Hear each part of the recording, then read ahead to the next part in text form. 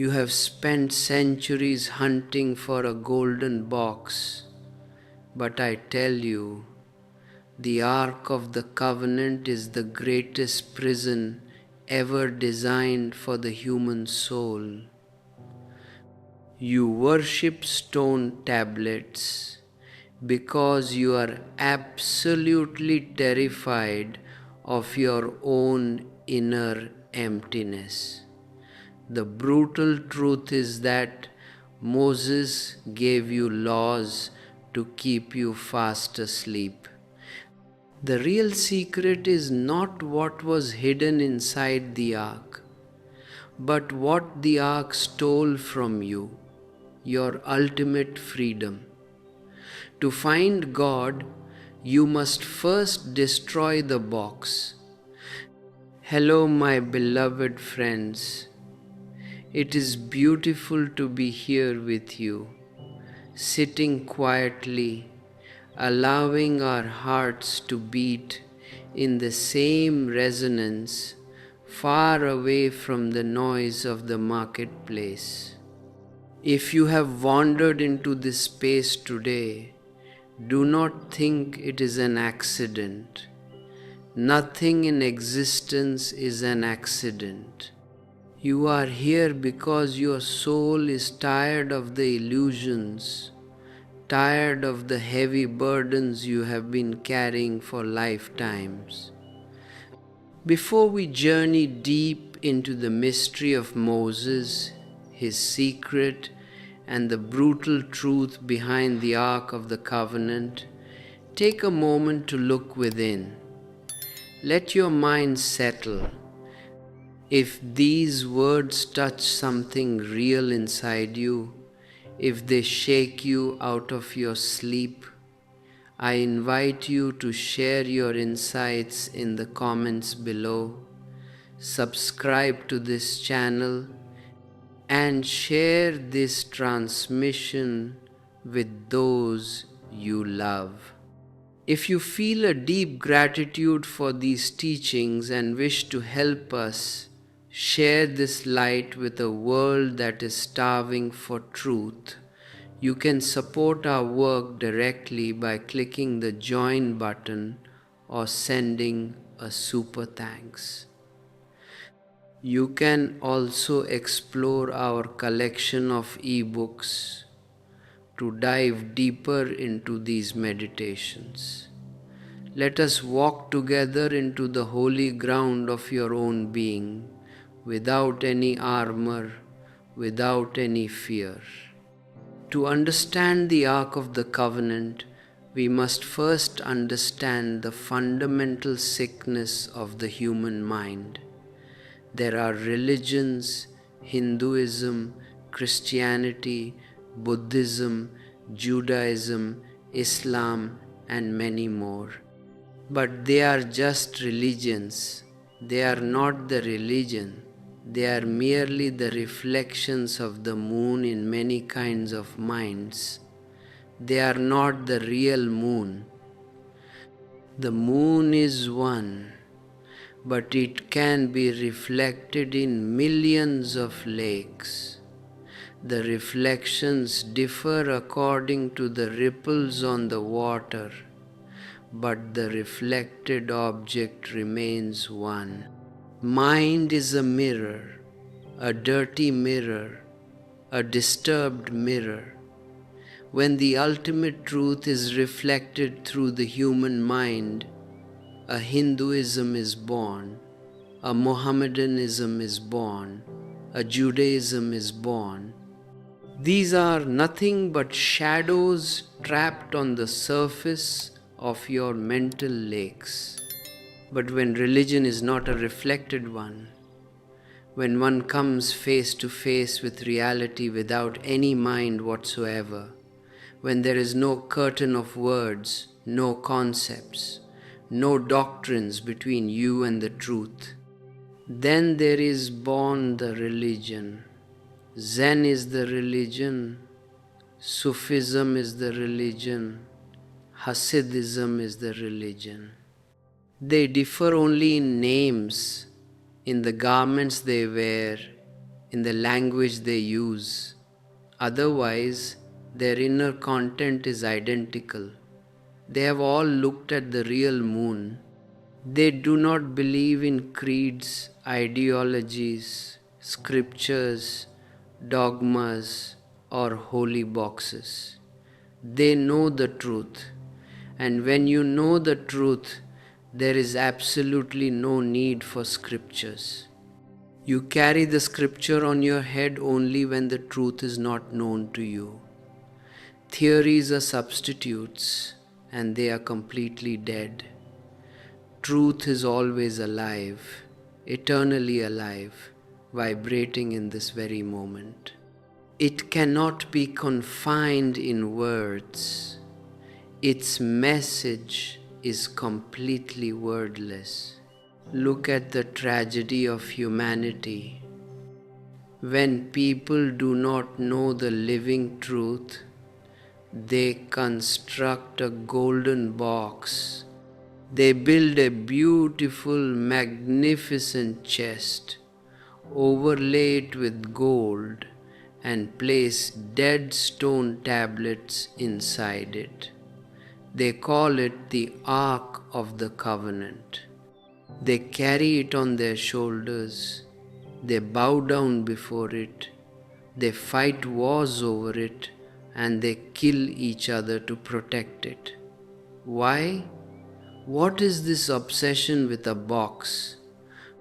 Why did the people of Israel need an ark? Why does humanity always need a physical object, a holy temple, a Kaaba, a cross, or a golden chest to bow down to? The truth is brutal, and it hits hard. You need the box because you are terrified of the empty space inside your own heart. If you do not have an outer object to cling to, you are suddenly thrown back into your own inner vacuum, the inner nothingness. And that nothingness is scary. It feels like death. To avoid facing this inner emptiness, you project a dream into the future, or you project holiness into an object. Samuel Beckett wrote a beautiful, absurd play called Waiting for Godot. Two vagabonds are sitting by the side of a road, waiting for a man named Godot. Who is this Godot? They do not know. Nobody knows. Even the author, when asked who Godot was, said that if he had known, he would have said so in the play itself. Yet, day after day, they sit there waiting. Why do they wait? Because if they stop waiting, if they stop projecting their hopes onto this mysterious Godot, they will fall into their own inner vacuum. To escape from the present moment, to escape from their own naked reality, they project a dream. Humanity is exactly like those two vagabonds. You are all wanderers, vagabonds, with no home in the past and no home in the future. You are made of dust, and one day you will return to dust. There is a beautiful Hasidic saying, "Man is made of dust and returns to dust, and betwixt and between a drink comes handy." That drink is your desire. That drink is your ambition, your future, your holy boxes, your political power, your religious dogmas. It is an intoxication to keep you from realizing that you are just dust with a dream around it. Through the dream, you feel you are somebody. Dreaming costs nothing, so beggars can dream of being emperors. To avoid being, you project a dream of becoming. The Ark of the Covenant is the ultimate manifestation of this collective human intoxication. It is a substitute for the living God that dwells within you. Moses went up to the top of Mount Sinai. He walked into the ultimate darkness, into the absolute silence, where there was no mind, no ego, no boundaries. He came face to face with the living existence, which is a formless fire, a wordless thunder.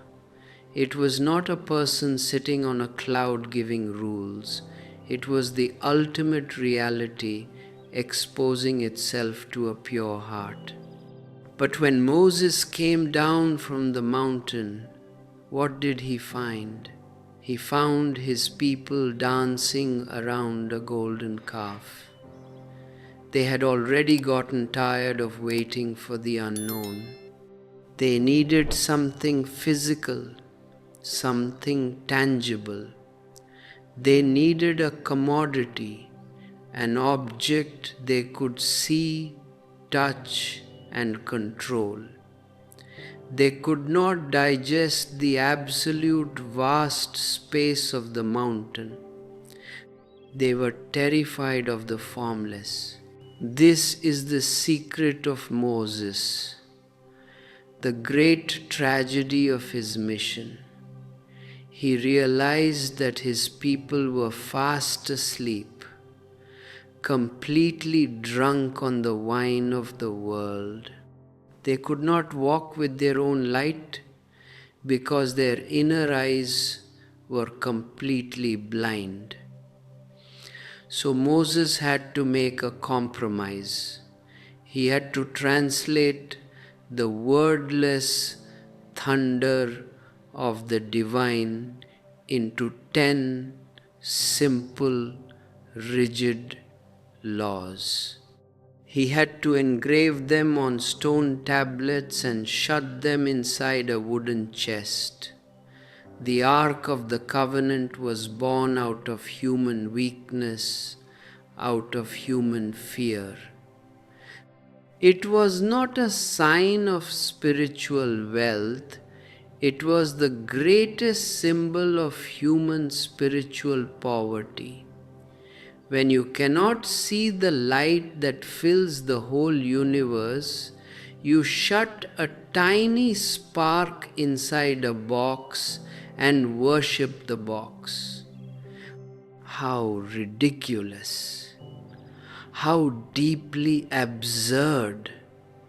But you have been doing this for centuries, and your priests have made sure that you keep doing it, because your fear is their business.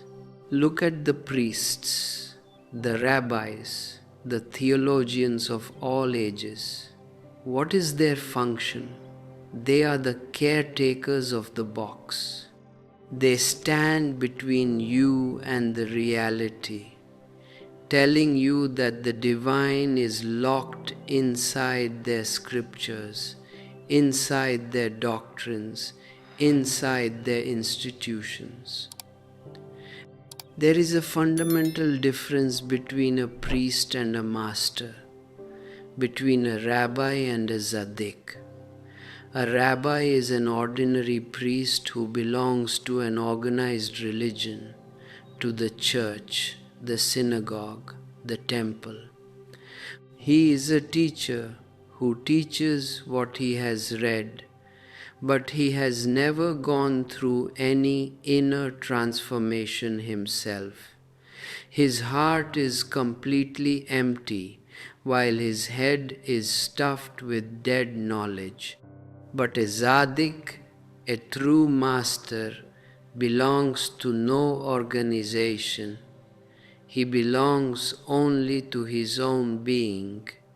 The rabbi knows much, but he does not remember himself.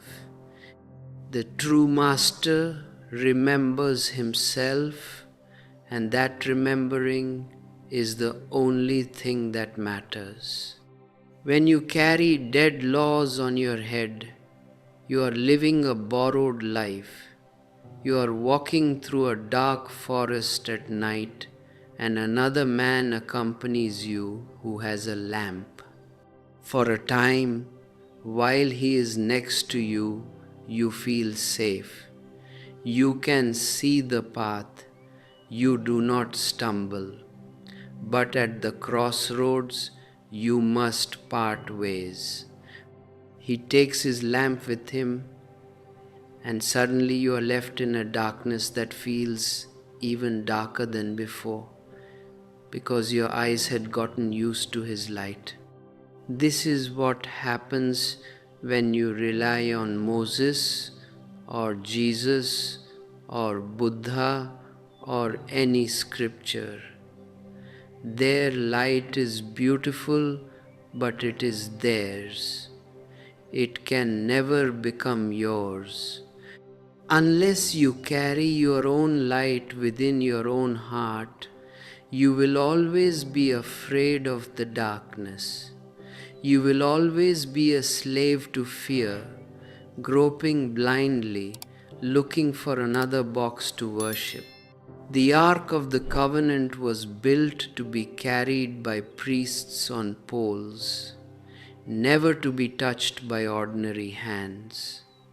The legend says that if anyone touched the ark, they would be struck dead instantly by the wrath of God. What a beautiful psychological metaphor. The box represents your egoistic structure of organized belief. If you dare to touch it with the raw, naked hand of authentic inquiry, your illusion will die instantly. The false God will evaporate. The mind is terrified of this, so it creates taboos. It says, do not touch the holy box. Do not question the scriptures. Do not look inside the hidden chamber. Just bow down from a distance. Pay your taxes to the temple and follow the rules. And you follow them because it is cheap, it is convenient, and it saves you from the arduous task of your own transformation. I tell you, there is no greater enemy to true religion than organized churches and holy boxes. They are the citadels of anti-religion because they provide you with an artificial drug, a cheap narcotic to keep you asleep. They give you a ready-made highway telling you, just be a Christian, be a Jew, be a Muslim, and you do not need to worry. We will take all the responsibility. But no one else can be responsible for your being. You are born alone and you will die alone. You must walk your own path, and through walking, you must create your path. Ready-made paths do not exist in the spiritual realm. When you follow a crowd on a superhighway, you are not moving toward God. You are simply moving deeper into the collective sleep of humanity. Look into your own life. Have you ever arrived anywhere? You are always on the go. always traveling from one desire to another, from one relationship to another, from one philosophy to another. You change your geography, you move from America to India, from India to Japan, but nothing ever happens because you carry the same sleepy mind with you wherever you go. You are escaping the place where you are because you cannot face your own naked reality. True religion is not an escape from where you are, it is an absolute discovery of what is, right here, right now. It does not ask who God is, it asks, who am I? It drops all secondary questions and focuses down like a burning arrow into the primary question of existence. To ask this question courageously requires a rare soul. Cowards can never become religious. Cowards can become popes, politicians, and high priests. They can manage great organizations and look very pious, but they can never know the living reality. To know the reality, you must be willing to die. You must be willing to let your personality, your masks, your borrowed clothes be completely shattered. You must look into the ultimate abyss of your inner emptiness without any defense armor. And the miracle of miracles is that the moment you are ready to be lost, the moment you accept your inner death and stop escaping through dreams and projections, the fear disappears completely. The very energy that appeared to you as a terrifying vacuum transforms into a magnificent celebration. You start to dance, you start to sing, because you realize that what you thought was emptiness was actually a fullness so vast that your tiny mind could not comprehend it. The mind is impotent. It is completely negative. It only understands the language of limitations. If something is infinitely full, the mind looks at it and sees nothing but darkness, blankness. It is exactly like taking a man who has lived his whole life in a dark cave out into the dazzling brilliance of the midday sun. His eyes will go blind. He will see nothing but darkness, and he will scream in terror and run back into his cave. Your mind is that cave, and your scriptures are the little candles you light inside it to feel secure. When a master comes and tries to pull you out into the sunlight of true awareness, you become scared. You run back to your holy box, back to your rules, back to your golden calf. Moses brought a box and rules because his people forced him to. It was a concession to their spiritual childhood. But a true master does not want you to remain a child forever. He wants you to become mature, alert, and fully crystallized in your own awareness. He does not give you a pattern to follow. He does not give you a morality to practice. He does not give you a new cage to live in. He gives you absolute freedom. He throws you back onto your own innermost being so that you can ignite your own tiny flame of awareness. Think about it. Why do you worship the past? Why is the Ark of the Covenant still a source of fascination for millions?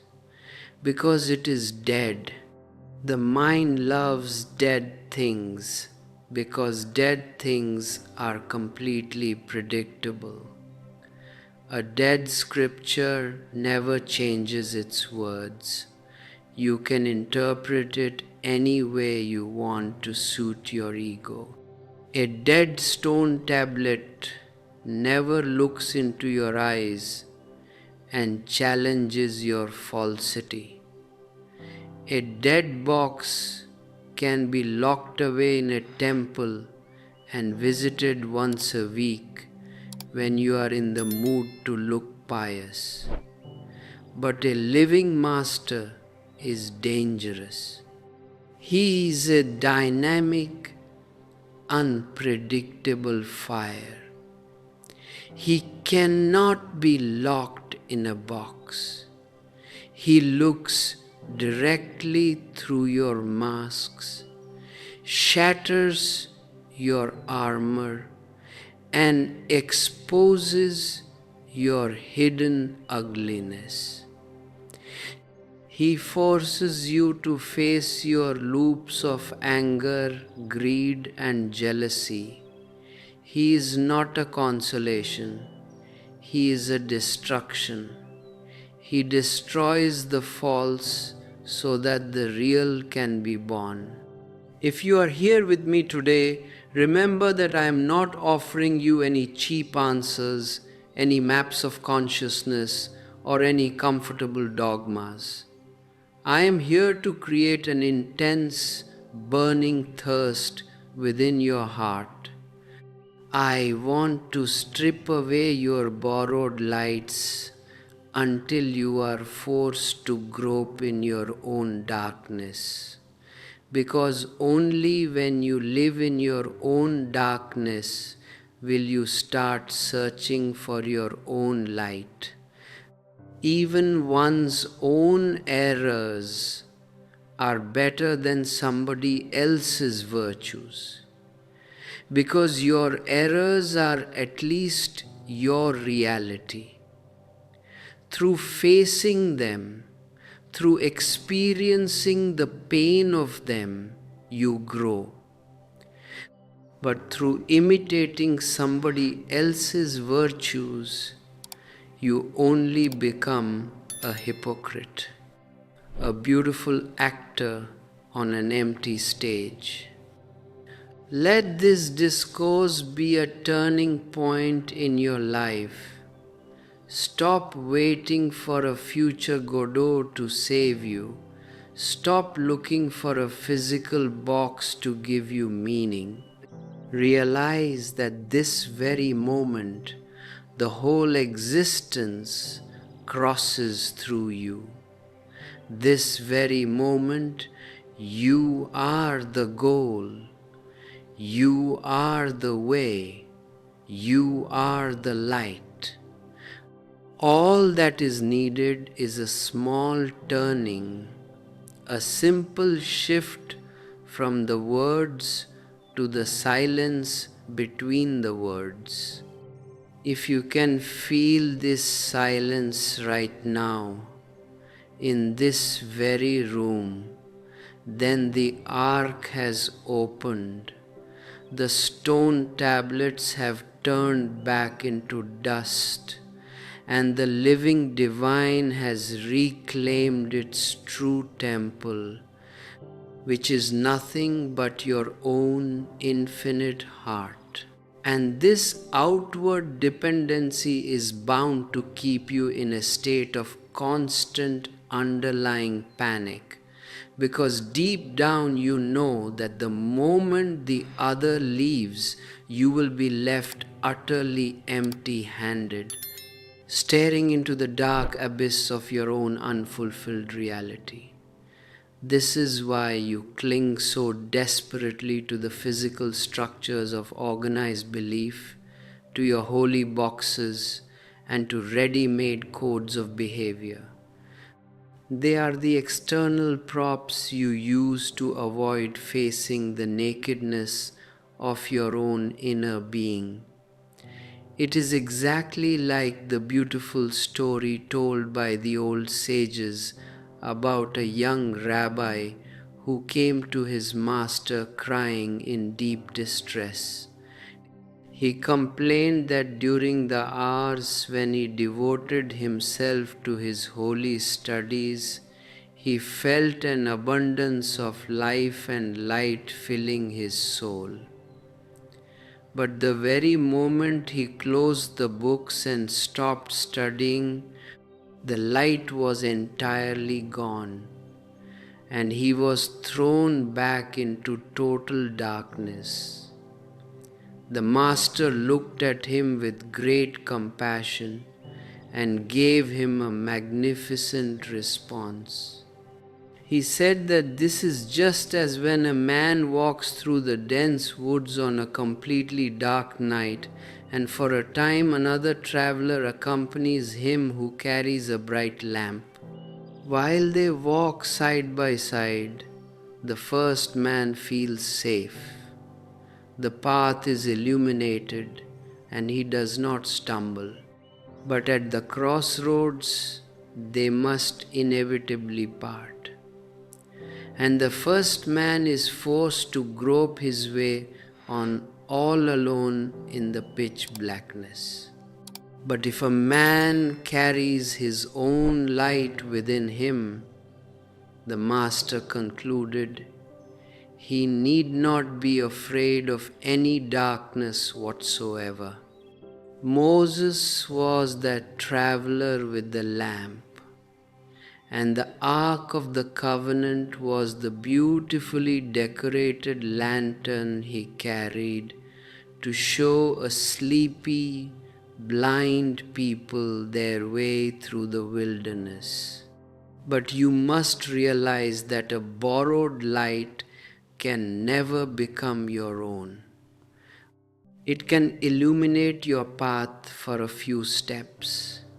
It can give you a false sense of security while the master is standing right in front of you. But the moment you reach the crossroads of life and death, the borrowed light will fail you completely. This is the brutal truth that your organized churches and temples will never tell you, because they want you to remain dependent on their lamps forever. They do not want you to discover that you have an inbuilt flame within your own heart, because the moment you light your own lamp, you are no longer a part of their crowd. You are no longer a customer in their spiritual marketplace. If this stream of silent rebellion is beginning to strike a chord deep within your being, if you can feel the heavy chains of borrowed knowledge starting to crack, I invite you to share your silent reflections in the comments below. Let this space become a gathering of unique individuals who are ready to drop the crowd mind. And if you wish to help this light expand across the earth, consider sharing this transmission with those who are sincerely hungry for the truth. To walk with your own light means you must first learn the art of self-remembering, which is the very core and soul of true religion. There is an absolute radical difference between a priest who knows much and a master who remembers himself. The priest is a scholar. His mind is a vast junkyard of borrowed scriptures, rules, and dogmas. He can tell you everything about the history of the box. He can explain the etymology of the laws, engraved on the stone tablets, but he himself is fast asleep, snoring deeply in his own unconsciousness. A true master may not know much in terms of scholarly definitions, but he carries an intense, unquenchable flame of awareness within his core. Sages often tell a beautiful parable to illustrate this distinction. There was once a powerful king who became so enraged by the courtly, unkingly behavior of his only son that he banished him from the kingdom. The king hoped the prince would repent, but the prince simply disappeared into the dark, hidden corners of the world. He found a group of gamblers, drunkards, and outcasts, joined them, and by virtue of his natural charisma, eventually became their leader. Many years passed, and the king, growing older and sensing that his death was approaching, became deeply worried about the welfare of his son. He sent his most clever minister, equipped with a magnificent golden chariot and a regiment of servants, to bring the prince back to the palace. But when this minister arrived outside the poor, dirty village where the prince was living, his pride became a barrier. He felt it was beneath his high status to enter such a filthy black hole. So he set up a glorious golden tent outside the town and tried to communicate with the prince through messengers. The distance was too vast. The proud minister could not bridge the gap, and he failed utterly, returning to the palace empty-handed.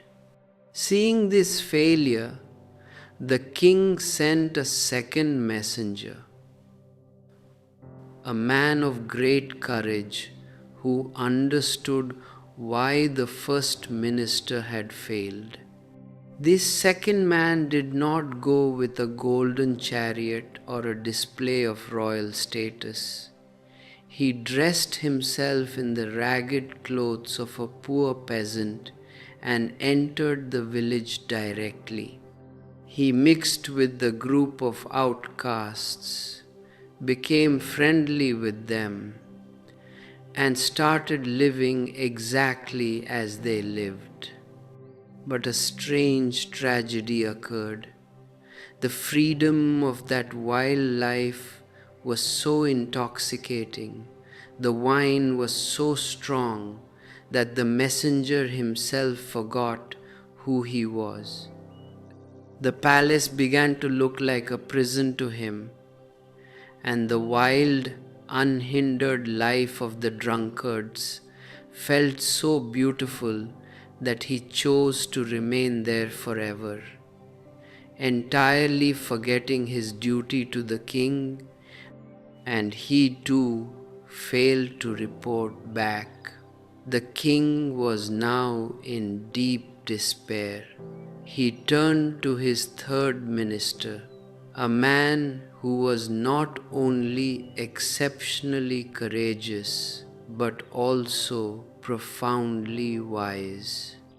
This third man realized the fatal trap that had swallowed the second messenger, so he asked the king for a 3-month leave of absence before setting out on his mission. When the king asked what he needed to prepare for during those 3 months, the wise man replied that he needed that time to practice the art of remembering himself. For 3 months, he went into deep solitude, meditating day and night, practicing what the ancient Buddhas called mindfulness, until his awareness became like a solid, unshakable crystal. Only then did he set out for the village. He dressed in rags, entered the dark taverns, and sat with the prince and his group of drunkards. He pretended to drink, he pretended to gamble, he even pretended to fall in love with their ways. But it was all a conscious act. Deep down, as an unbroken undercurrent, his inner lamp was burning brightly, constantly asking, "Who am I? Why am I here? What is my ultimate purpose?" Because his awareness was crystallized, he remained a detached witness in the midst of the chaos, and by virtue of his pure, unpolluted presence, he succeeded in awakening the prince and bringing him back to the king's palace. The first minister was a rabbi, an ordinary priest. He stands on the secure bank of the river, shouting beautifully formulated advice to a drowning man, but he will never jump into the water because he does not know how to swim himself.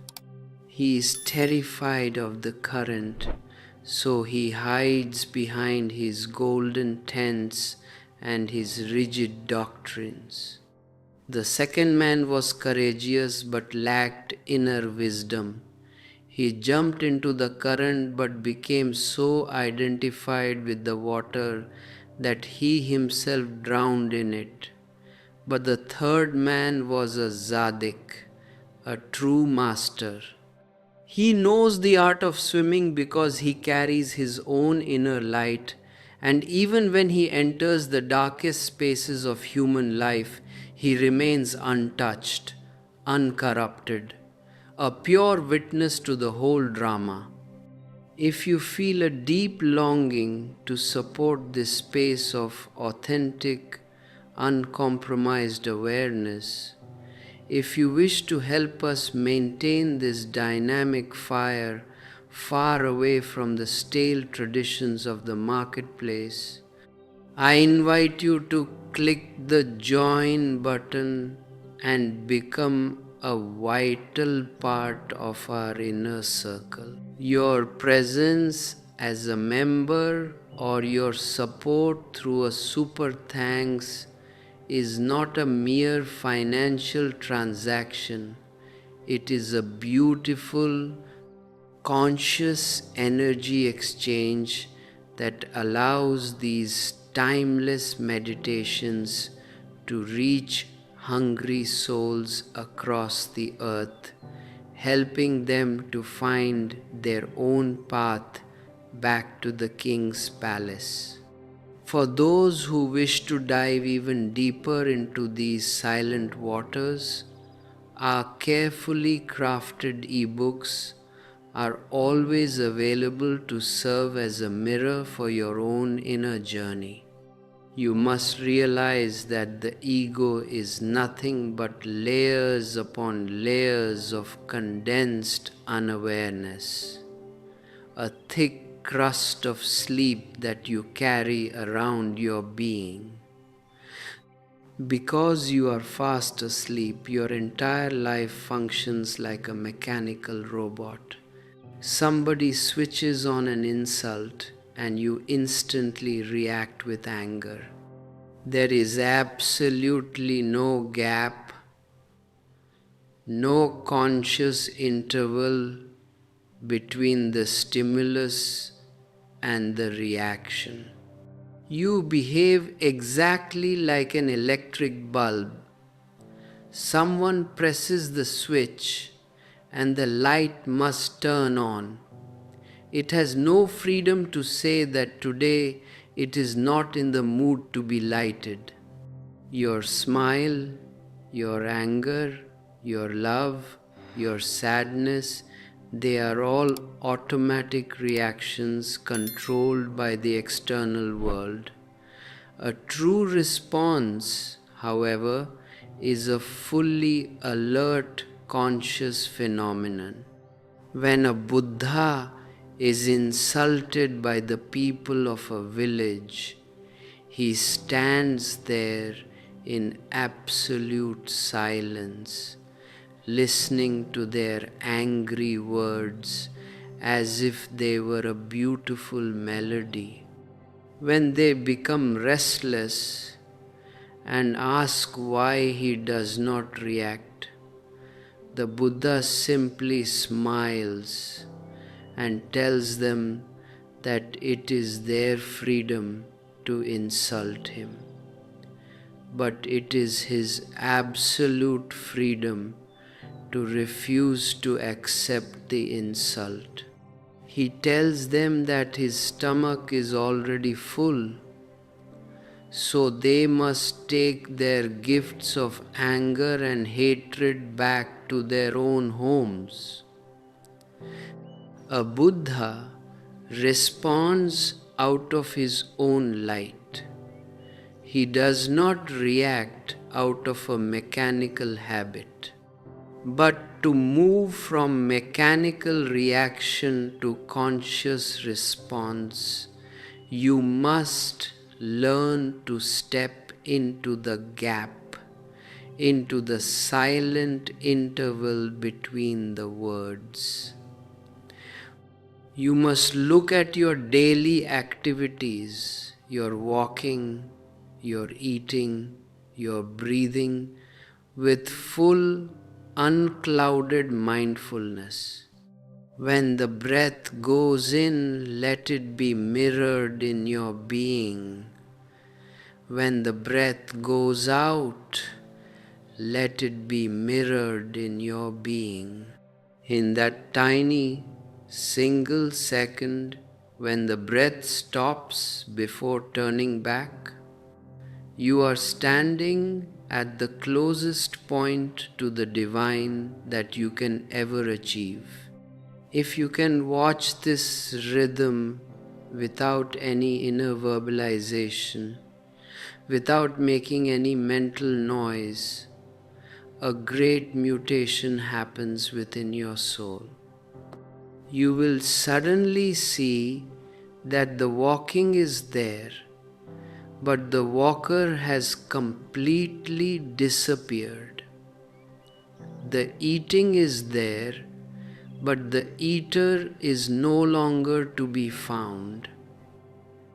The ego, which was nothing but condensed sleep, evaporates completely into the open sky of awareness. But the mind is very cunning. It will try to find a shortcut even in meditation. It will try to create a false sense of peace, a quietness that comes from the outside, rather than a true silence that blossoms from within. You must never mistake a conditioned quietness for the primordial silence of your being. You can build a soundproof, air-conditioned room in a great university. You can go to the quietest peaks of the Himalayas and you will find an external quietness. But if your inner turmoil is still there, you will begin to hear the buzzing of your own nervous system, the mechanical running of your blood circulation, and the noisy chattering of your unresolved desires. True silence is unconditional. It does not depend on your geography. It is an inner secret that you can rely upon whether you are sitting in the quietest temple or standing in the middle of a roaring marketplace.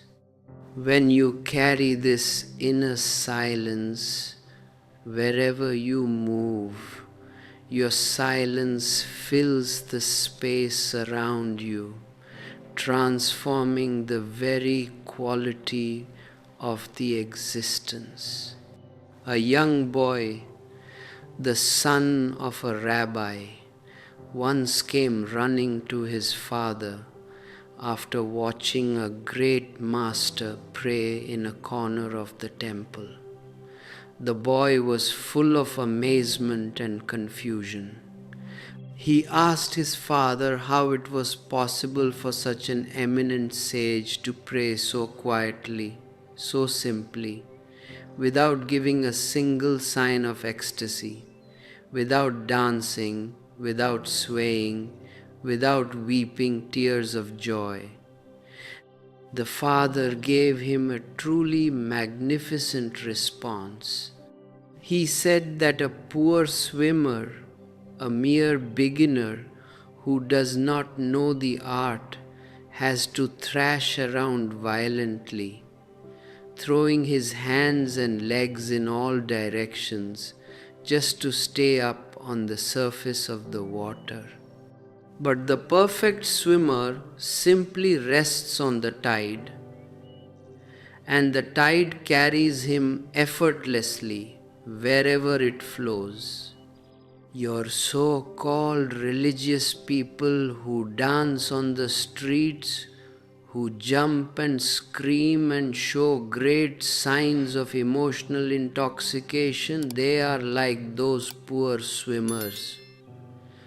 They are still fighting against the current, still thrashing around violently, because they are terrified of drowning in the deep waters of existence. Their ecstasy is nothing but an opposite reaction to their inner agony. It is a pendulum moving from one extreme to the other. When you are in deep agony, the mind creates an artificial ecstasy to balance the tension. But a true sage, a perfect swimmer, has dropped all struggle, all fighting against the river of life. He has entered into a state of absolute let go. He does not dance, he does not sway, he does not give any outward sign that can be captured by the childish eyes of the world. He simply rests on the tide of the divine, and the infinite current carries him effortlessly into the vast open ocean. To rest on the tide means you must throw away all your mental maps, your scriptures, and your ready-made answers. No river ever listens to your maps. It is simply alive, constantly changing its course, moving unpredictably through the landscape. Life is an absolute freedom. It has no fixed routes, no rigid laws. If you try to move down the river of life with a fixed map in your hand, you will be frustrated at every turn, because the river will refuse to follow your concepts. Throw your maps into the water, drop your calculated answers, and find your authentic question. I am not here to give you any ready-made answers. Those are cheap, and they can be found with any priest in the marketplace. I am here to throw you into the abyss of your own being, so that through the intensity of your own thirst, your true question can penetrate your core like a burning arrow. And the beautiful mystery of existence is that the moment your question is perfectly authentic, the answer follows it instantly, without a single second's gap. The true question is itself the realization. The very seeking is the ultimate goal. And this endless circle of outward search can never be broken as long as you rely on a template given to you by someone else, even if that someone else is a giant like Moses.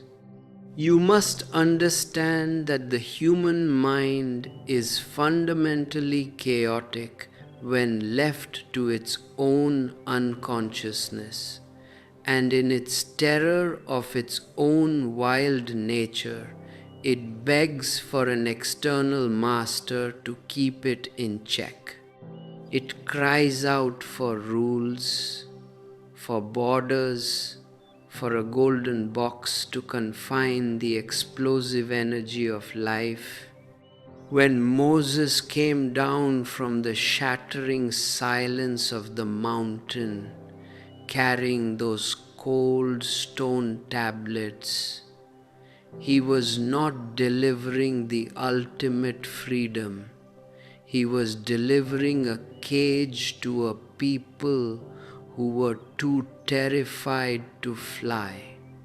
They had been dancing around a golden calf because they could not bear the vast, unmapped sky of pure being. They needed an object, a law, a container, and for centuries, humanity has lived inside that containment, kissing the walls of its prison, worshipping the very chains that keep it from flowering. You must look deeply into why you have become so addicted to these external laws. Why is it that the moment you are left without a commandment, without a book, or without a priest telling you what to do, you feel an immediate creeping anxiety? It is because the mind can only exist in a state of dualistic friction. It needs a division. It needs a right and a wrong, a saint and a sinner, a heaven and a hell. Without these divisions, the mind simply falls dead, and when the mind falls dead, you are forced to face the raw factity of your existence. You are forced to see that you have brought nothing into this world and you will carry nothing out of it, and that between these two non-existences, your life is nothing but a brief passing flash of lightning. To avoid this realization, you create an armor around yourself. You create a golden armor if you are a so-called saint, or a steel armor if you are a so-called sinner. But whether it is gold or steel makes absolutely no difference. An armor is an armor. Its only function is to keep the living reality from touching your heart. Think about the beautiful parable of the three passers-by who were questioned by a great Hasidic master standing by his window. The master called the first stranger into his house and asked him a simple question. Tell me, if you were walking along the road and found a purse filled with gold coins, would you return it to its rightful owner? The man did not hesitate for a single second. He looked very pious and said, "Master, if I knew who the owner was, I would return the purse without a moment's delay." The master looked at him with great disapproval and said, "You are a fool." Then the master went back to his window, called a second passerby into the room, and put the exact same question to him. This second man was a plain, worldly character, and he laughed out loud and said, "I am not such a simpleton as to give up a purse full of gold that has come my way. I would pocket it immediately and run." The master looked at him and said, "You are a bad lot." Finally, the master called in a third man and asked him the same question. This third man reflected deeply, became very humble, and said, "Master, how can I know? How can I possibly predict what rung of consciousness I shall be on when I find that purse? I do not know whether my evil urge will overpower me or whether the divine grace will help me to fend it off. Perhaps the greed will get the better of me and I shall appropriate what belongs to another. But perhaps the divine will shower his light upon me, and in that case I shall return what I have found to its owner." The master was absolutely ecstatic. He cried out in joy and said, "Those are magnificent words. You are a true sage." Do you see the beauty of this parable? The first man is your typical moralist, your religious hypocrite who lives entirely in his head.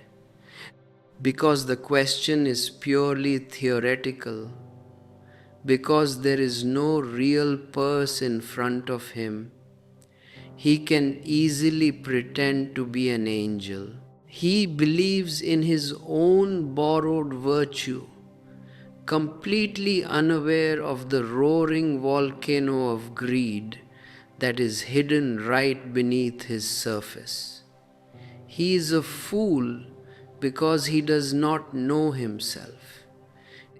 The second man is a plain sinner, but he is more sincere than the first because he at least knows his own cunningness.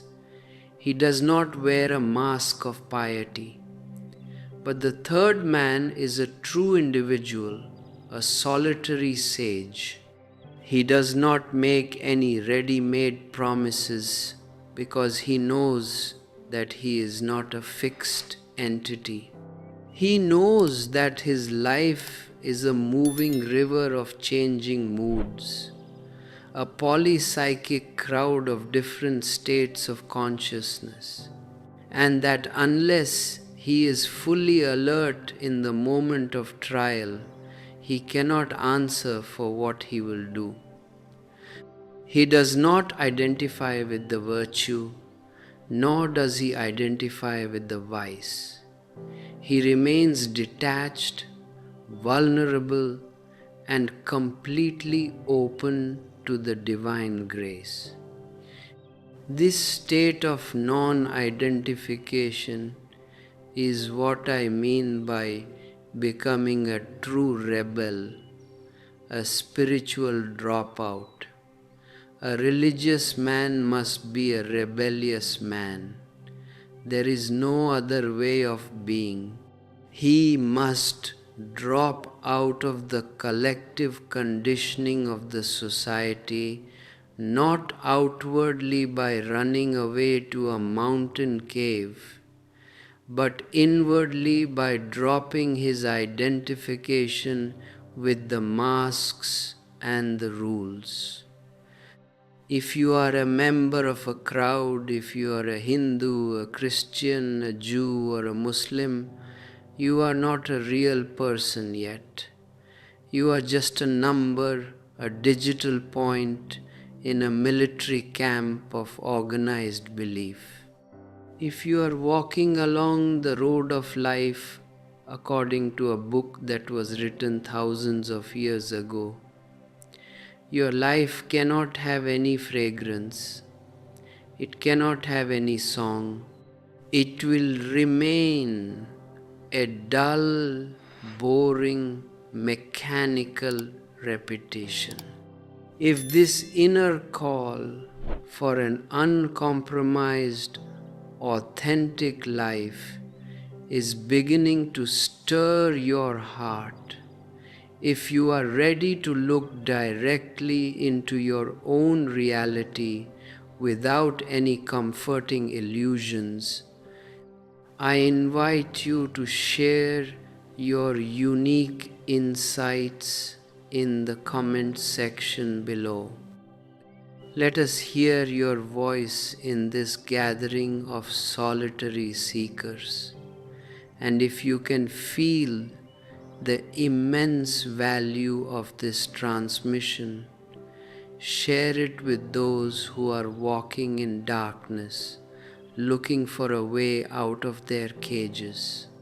You must understand that the greatest tragedy of human history is that whenever a living master appears on the earth, delivering a pathless path of pure freedom, the sleepy crowd cannot tolerate his presence.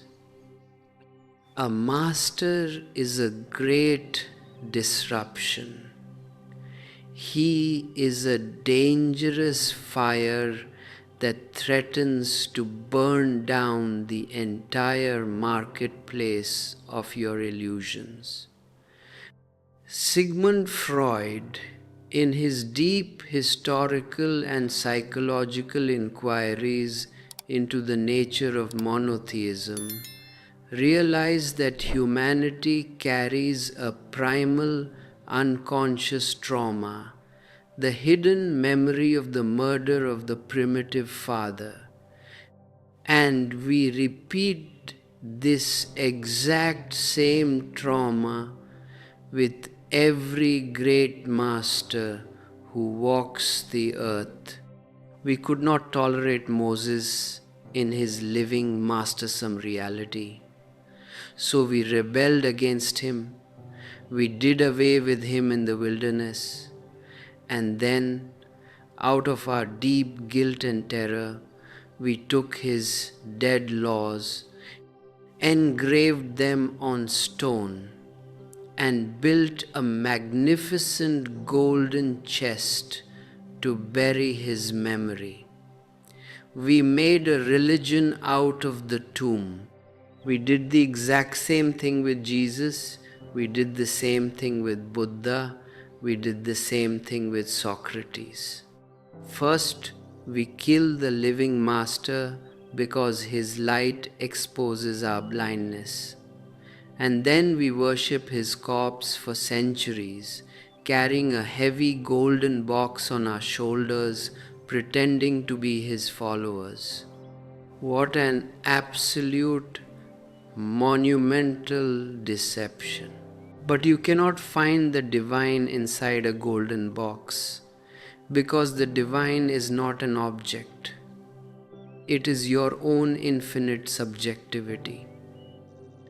It is the very one who is looking through your eyes right now, the one who is listening to these words within your core. If you look for it in the outside world, you will find only the many, the multiple, the chaotic world of matter and change.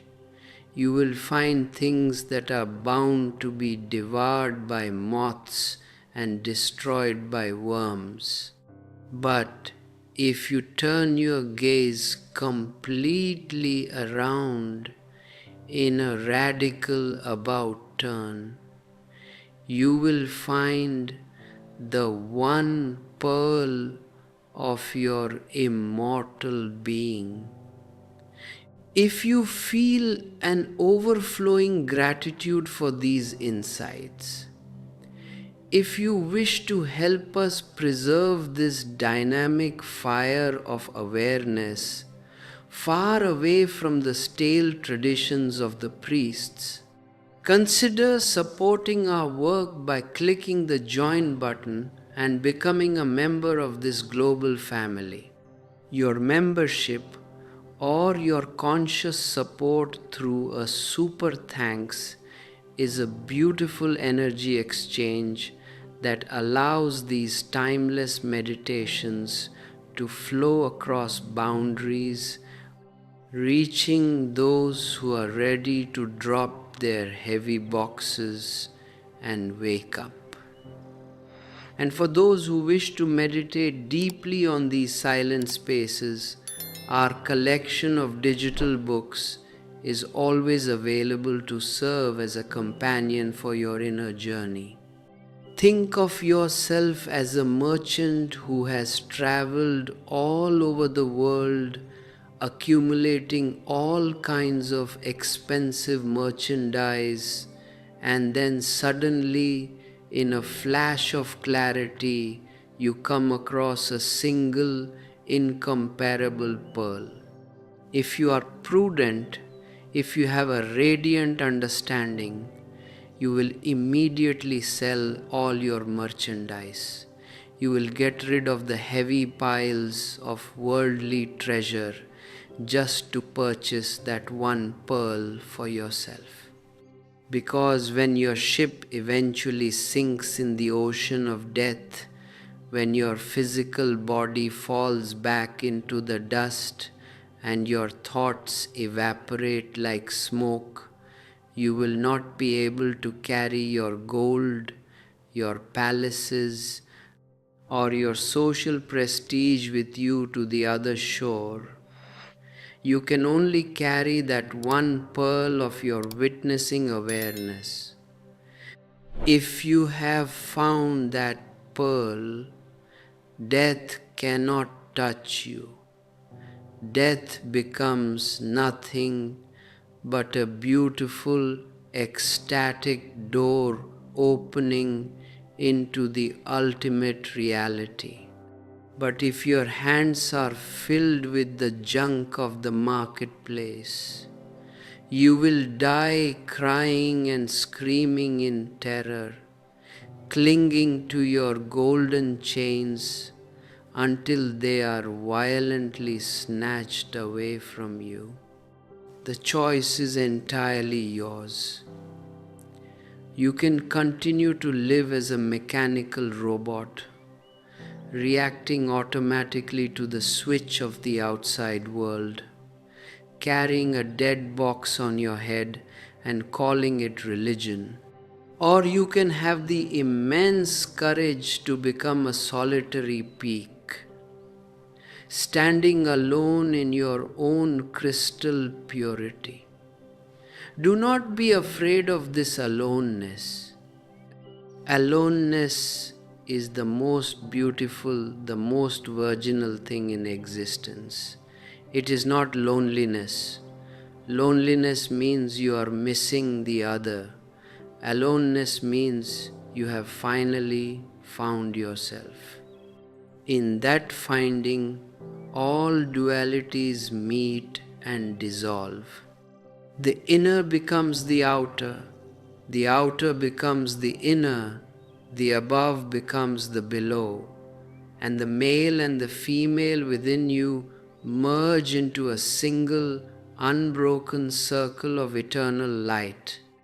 Then you are no longer a man, you are no longer a woman, you are simply a Buddha, a living Christ, an empty space through which the whole existence celebrates its own glory. Rest on this tide, let go of all your thrashes, and let the infinite current carry you back to your true home.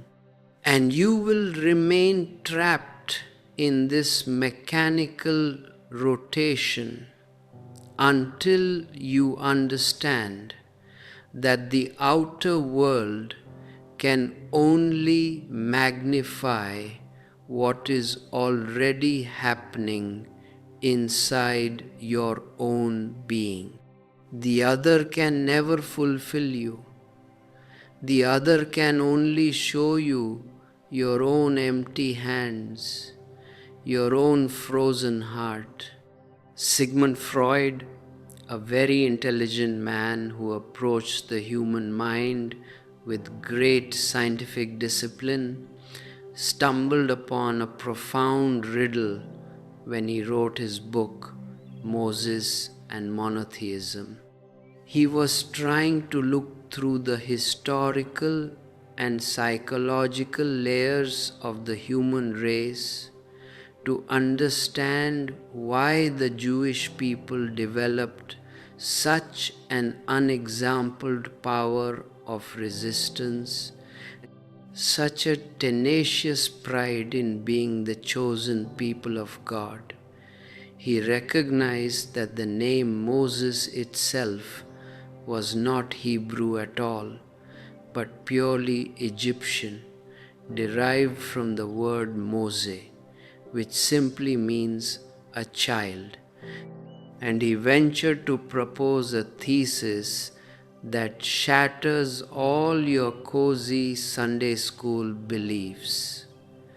That Moses was not a Jew, but a distinguished Egyptian, a nobleman or a high official who had come under the personal influence of the heretic pharaoh Akhenaton.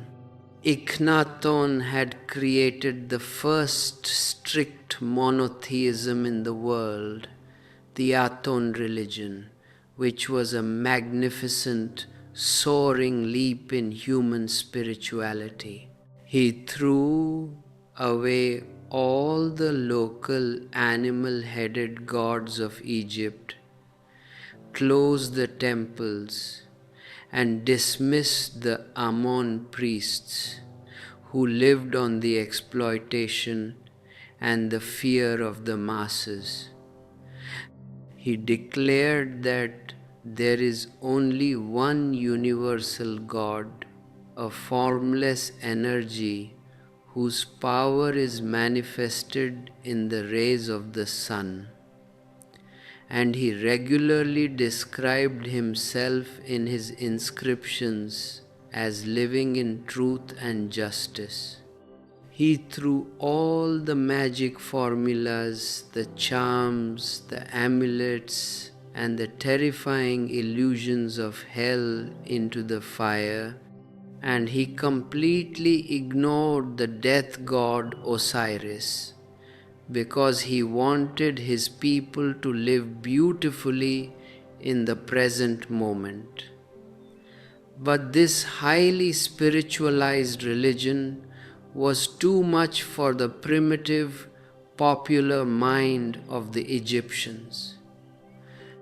The moment Akhenaton died, the priests of Amon returned with a ferocious vengeance, demolished his capital, plundered his monuments, and completely wiped out his memory from the official history of Egypt.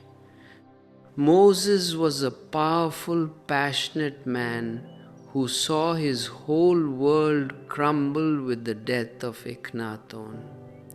He was left proscribed, a lonely stranger in his own country.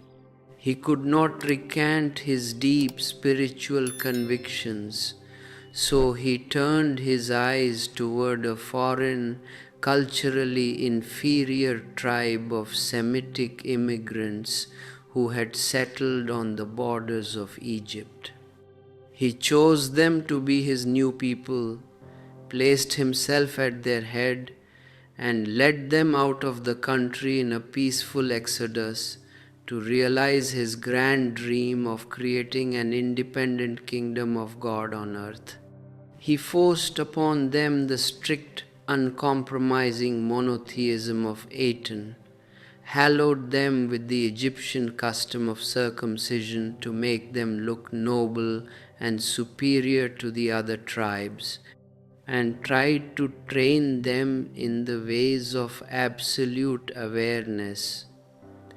But the Semitic tribes were savage, unruly, and completely unaccustomed to such a soaring spiritual discipline. They wanted their old magic, their comfortable superstitions, their golden idols that they could see and manage. They grew resentful of this masterful Egyptian tyrant who was trying to pull them out of their comfortable sleep. And as Selin discovered in the deep hidden layers of the prophetic writings, the people eventually revolted in a wild fit of passion, murdered Moses in the wilderness, and completely threw off his imposed religion. They acted out their primal rage, but then a massive, crushing weight of collective guilt descended upon their souls. They could not live with the horrifying reality of what they had done. They had murdered their own spiritual father, the very one who had delivered them from the bondage of Egypt. So when they arrived at the oasis of Qodes and united with other related desert tribes, a massive psychological compromise took place.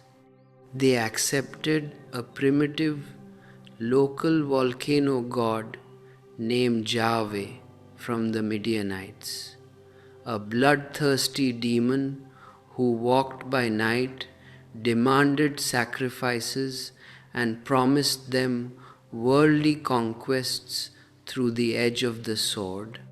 But the close companions of Moses, the Levites, who were also of Egyptian extraction, refused to let the memory of their master die. They insisted on retaining the Egyptian sign of circumcision. They demanded that the exodus from Egypt be credited as a grand deed of power, and they forced the priests to weave Moses back into the official history. To hide the bloody crime of his murder, they declared that Moses had gone up to the volcanic mount Sinai Horeb and had become the very voice of Yahweh. They took his strict, formless religion, engraved it into rigid rules, and locked it away inside the Ark of the Covenant. The Ark became the ultimate hiding place for their collective guilt. A golden grave built to bury the living master they had callously destroyed.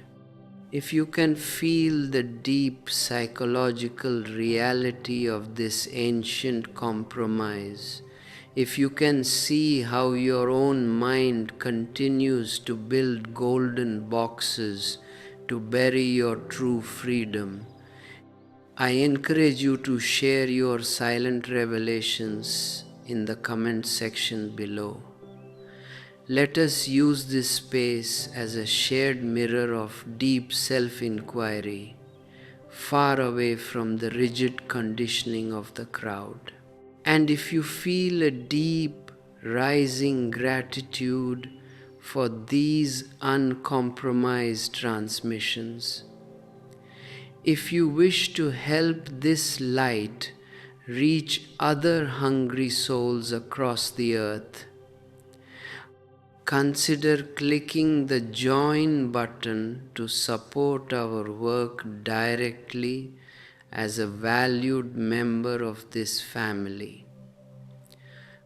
Your participation or your conscious energy exchange through a super thanks allows these timeless meditations to keep burning brightly in a world that is suffocating under the weight of dead traditions. For those who are ready to explore the deepest layers of their own inner space, our beautifully prepared collection of digital books is always available to serve as a guide on your pathless journey back to the core of your being. The human mind is a deeply paradoxical mechanism. It continuously seeks the opposite of what it truly needs, because it operates in a state of profound sleep. You think you are awake because you can open your physical eyes, but your consciousness is completely drugged by the illusions of the marketplace. You live through your identifications with the non-essential, with your bank balance, your social status, your clothes, and your physical form, while remaining a total stranger to the essential essence that throbs within your heart. You are like the man who spent his whole life working on crossword puzzles in the hope of winning a massive prize, dreaming of how he would spend the money and closing his eyes to the reality of his daily poverty. He was so full of greed for a future possibility that he completely missed the beauty of the present moment. And even when he tried to be generous in his thoughts, his greed would immediately pull him back, making him calculate and renegotiate his promises, because his virtue was born out of weakness, not out of strength. A person who is good only because he lacks the strength to be bad is not truly good. His virtue is nothing but an armor of fear, a defensive mechanism to protect his fragile ego from the judgment of the crowd. The moment you give such a man power, the power will corrupt him completely, because his goodness was never an overflowing flood of inner richness. It was just a plastic flower painted to look beautiful from a distance. True goodness, true saintliness, is a luxurious flowering that comes only out of absolute spiritual affluence. When your inner lake is so full of awareness that it begins to overflow in all directions, compassion follows you like a shadow. You do not practice being good. You do not follow a set of 10 commandments written on stone. You do not carry a holy box on your shoulders. You simply are goodness. Your very existence becomes a healing force, a dynamic light that illuminates every dark corner you walk into. But to reach that level of overflowing affluence, you must be willing to pass through the inner fire, through the intense friction of your own self-awakening. Gurdjieff used to create dangerous artificial situations of friction for his disciples just to shake them out of their deep sleep. He knew that the mind is exceptionally clever at finding shortcuts, at creating comfortable illusions of peace where no peace exists. If you go to a false master, he will give you a beautiful consolation, a spiritual tranquilizer to soothe your anxiety and keep you exactly as you are. He will tell you that your soul is already eternal, that you are already divine, and you will go right back to sleep because there is nothing left to be done. But a true master is a destroyer of consolations. He shatters your artificial quietness, creates an intense inner war between your different states of unawareness, and forces your hidden ugliness to come to the surface. He brings a sword to cut you asunder so that you can see precisely what belongs to the mud of the earth and what belongs to the vastness of the sky. This inner division, this conscious friction between your five senses, is the only way to dissolve the condensed sleep of the ego.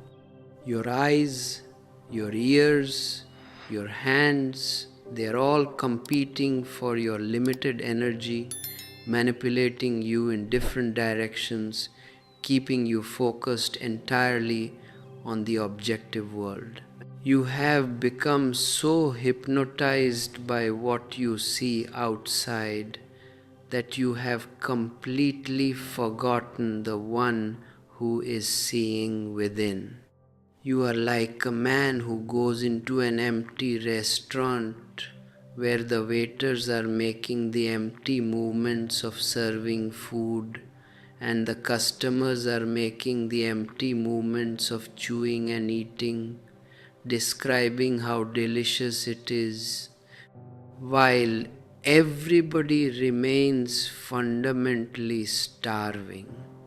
You do the movements of love, you do the movements of prayer, you do the movements of meditation, because that is what is expected of you by the society. But the real food is missing. You know deep down that nothing is happening, but you are too afraid to say so because the crowd will think you are mad. I tell you, it is far better to be an idiot in the eyes of the crowd than to be a successful hypocrite in their marketplace. A wise man often looks like an idiot to the sleeping masses because he does not speak their code language, he does not follow their calculated rules, and he has nothing to defend. He can afford to be simple, ordinary, and completely transparent. But you are constantly terrified of being found out, constantly hiding your inner poverty behind expensive clothes, big houses, and holy titles. You carry the heavy merchandise of your borrowed knowledge, your scriptures, and your traditions, thinking that they make you rich while your soul remains entirely barren. You are like the rich man who took a great master through his vast palace, bragging about his rare paintings, his expensive furniture, and his unique antiques, asking for the master's impression. And the master simply smiled and said, I am deeply impressed by the fact that the earth is strong enough to carry the massive weight of this palace. Plus you, the ego is a massive, unnecessary burden, a heavy golden box that you carry on your head until your neck is broken. Drop the box. Tread upon your borrowed clothes like a little child, without any shame, without any fear, and let your original face be revealed to the sky. In your total naked vulnerability, you will find that the sky is not separate from you, that you are the very horizon where the earth and heaven meet. You do not need to go anywhere. You do not need to reach any distant goal, because the destination is exactly where you are standing right now. God is not an object sitting on a distant cloud. God is this oceanic energy, this universal symphony that is dancing in every green leaf, flowing in every stream, and throbbing in your own heartbeat. But to hear this music, your inner chattering must stop completely. Your logic, your arguments, your calculated techniques must dissolve into absolute silence. When you listen to me, do not listen to my words. The words are only the containers, the banks of the river. Look at the content. Look at the silent gap that exists between my words, because that precisely is the message. If you listen with your head, you will get bored, because the head always seeks something new, some new excitement, some new commodity to purchase. But if you listen with your heart, with your entire being open and vulnerable, you will find that these words carry my silence. They carry the very throb of my heart, and they are here only to knock hard on your door so that you can come home. Stop being a poor swimmer. Stop thrashing around violently against the current of life, trying to conquer the river according to your fixed maps. Trust the river. Let go of your defenses. Surrender your mind and allow the infinite tide of existence to carry you effortlessly to the open sea. In that absolute let go, you will discover that you have never been separate from the whole, that you are holy, you are eternal, and you are already that which you have been searching for through lifetimes. And this original state of absolute uncompromised oneness is the ultimate destination that the human mind is constantly trying to run away from by creating complicated religious organizations and heavy golden boxes. You must understand that the ego cannot exist in a space of pure, undivided reality, because the moment there are no distinctions, the ego simply dissolves like a drop of water in the vastness of the ocean. This is why your history is full of massive, collective efforts to draw hard lines of demarcation between what is sacred and what is profane, between what belongs to the divine and what belongs to the earthly. Sigmund Freud, with his deep, penetrating insight into the subconscious mechanisms of the human race, realized that this dualistic split is not a natural state of affairs, but a traumatic psychological reaction to a primeval crime that took place at the very dawn of human culture.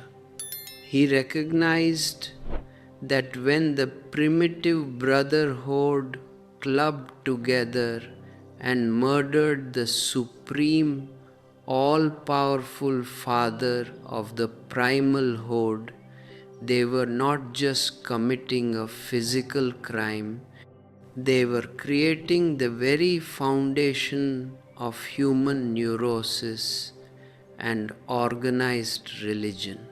The memory of that murderous deed was so deeply terrifying, so heavily laden with an intolerable weight of guilt, that the collective mind had to push it down instantly into the dark, inaccessible corners of the unconscious.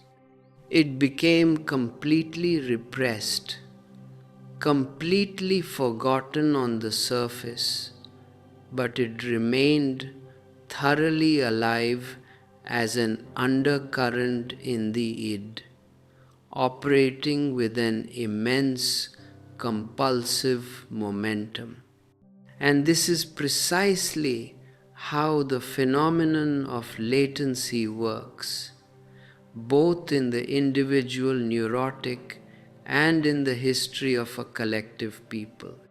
A profound shattering trauma takes place, and for generations there is an absolute silence, a complete incubation period during which everything appears to be perfectly normal on the surface.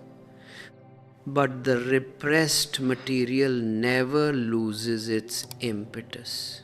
It continuously strives to break through into consciousness, and it can only do so by undergoing a series of tendentious distortions and finding a recent real event that resembles the original trauma. The murder of the Egyptian Moses by his own unruly, stubborn people in the wilderness was that exact repetition, the dynamic trigger that awakened the primeval memory of the murdered father from its deep latency. When you cannot live up to the majestic, unclouded spirituality of a living master who demands that you walk with your own light, your immediate reaction is to destroy him. The light is too dazzling for your sleepy eyes. It exposes your deep-seated corruption, your inner poverty, and your calculated lies. So you put the fire out, you murder the master, and then, out of the immense, crushing weight of your guilt, you construct a magnificent golden chest to preserve his memory. You take his living, fluid words, translate them into cold, rigid laws engraved on stone tablets, and lock them inside the Ark of the Covenant, so that no one can ever touch the raw reality again. The Ark is nothing but a beautifully decorated grave, a social compromise built by a guilty crowd to assure themselves that their master is safely dead and can no longer look into their eyes. If you can see this dynamic loop happening within your own mind every single day, if you can feel the heavy weight of your own borrowed beliefs starting to crack under the force of this uncompromised truth, I invite you to share your unique, raw insights in the comments section below. Let this space become a meeting ground for authentic individuals who are tired of the empty rituals of the marketplace. And if you find these meditations valuable, consider sharing this video with other seekers who are wandering blindly in the dark woods of tradition. The priests, the rabbis, and the theologians are the caretakers of this golden grave, and they have a massive investment in keeping you focused entirely on the box. They go on telling you that the divine is locked inside their specific scriptures, that you must bow down to their particular institutions, and that if you dare to step outside their ready-made highway, you will be struck dead by the absolute wrath of God. But I tell you that God is not a commodity to be locked in a chest or purchased in a temple. God is the very sky of your own subjectivity, an unconditional formlessness that cannot be divided by any human categories. The priests love the box because a box is dead, static, and completely predictable. It does not challenge their authority, it does not disrupt their business, and it allows them to maintain a highly profitable power game over your life. If you feel a deep, rising call to support this space of authentic, non-institutionalized awareness, if you wish to help us keep this living fire burning far away from the stale traditions of the priests, consider supporting our work directly by clicking the join button to participate in our shared vision as a member of this global family.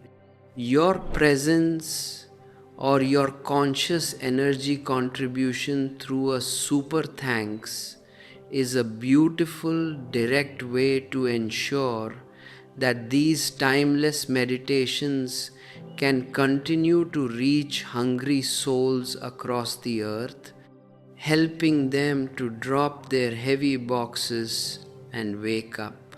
For those who feel an intense thirst to look even deeper into the mirror of their own reality, our collection of ebooks is always available to serve as a supportive companion on your pathless journey back to the core. Look at the immense, ridiculous paradox of your life.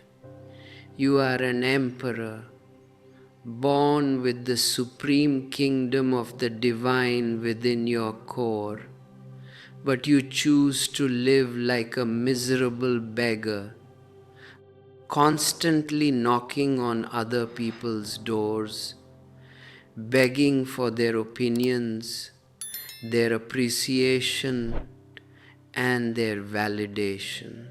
You carry a huge pile of merchandise, your academic degrees, your social prestige, your respectable morality just to impress the eyes of the crowd, completely unaware that the crowd itself is made up of blind people who are fast asleep. You look at your face in the mirror of other people's eyes, and because those eyes can only reflect your outer coat, your physical clothes, you become entirely obsessed with decorating the coat. You forget the one who is wearing the coat, the inner witness who is completely formless, timeless, and deathless. This is why your life feels like a long, non-ending boredom, a mechanical routine of empty movements that leaves you thoroughly exhausted and wearied. You go to a church or a synagogue on Sunday to pray, but your prayer is nothing but a calculated bargain, a business transaction with a projected deity in the skies. You go as a beggar, complaining about your miseries, asking for more wealth, more power, more success in the marketplace. For you, prayer is not the ultimate end. It is just a cheap means to fulfill your egoistic desires. But I tell you that a prayer that is a means can never be right. It is a sin because it comes out of your inner poverty, out of your deep unawareness. True prayer can only be an absolute, overflowing thankfulness, a silent gratitude for the sheer gift of being alive in this very moment. It has nothing to do with words, nothing to do with demanding anything. It is simply a total melting of your ego into the universal symphony. When you stand before a beautiful sunrise or a green tree and your mind stops chattering completely, when you are simply a witness to the mystery that is prayer, and that prayer needs no holy boxes, no stone tablets, and no mediators. Moses tried to give his people this high, unclouded spirituality, a strict monotheism where God was completely invisible, formless, and beyond any visual representation. He was an Egyptian nobleman who had seen the magnificent failure of Akhenaton's revolution, and he wanted to save this Semitic tribe by raising them to the loftiest heights of intellectual and spiritual abstraction. He forbade them from making any graven images because he knew that the moment you make an image of the divine, you reduce the infinite to a finite object. You fall back into the trap of the senses, into the world of magic, ceremonial, and superstition. This prohibition was a grand triumph of spirituality over the senses, a massive step forward in human culture because it forced the mind to subordinate sense perception to an abstract, living idea. It required an intense instinctual renunciation, a willingness to live in the unmapped territory of the unknown. But the people were too primitive, too deeply anchored in their bodily sleep to digest such a pure, weightless light. They could not live without a physical prop. So while Moses was away on the mountain, entering the deep darkness of the Absolute, they immediately built a golden calf to satisfy their lower senses. And when Moses forced them to drop the idol, they complied outwardly out of fear of his mastersome, masterful personality. But deep down, a ferocious resentment began to boil in their unconscious. They could not bear his hot-tempered, implacable discipline. They could not tolerate this lonely field marshal who was trying to push them into a state of constant mindfulness.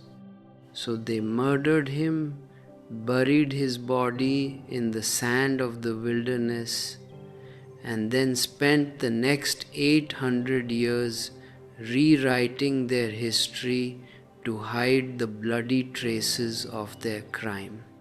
They took his name, they took his exodus, they took his custom of circumcision, but they completely dropped his atoned religion and replaced it with a rude, violent desert demon who suited their sheep-like crowd mind much better. This is the exact same routine that you continue to follow in your own individual lives. Whenever an authentic insight arises within your heart, a sudden ray of pure awareness that challenges your comfortable habits and your false identity, you instantly repress it.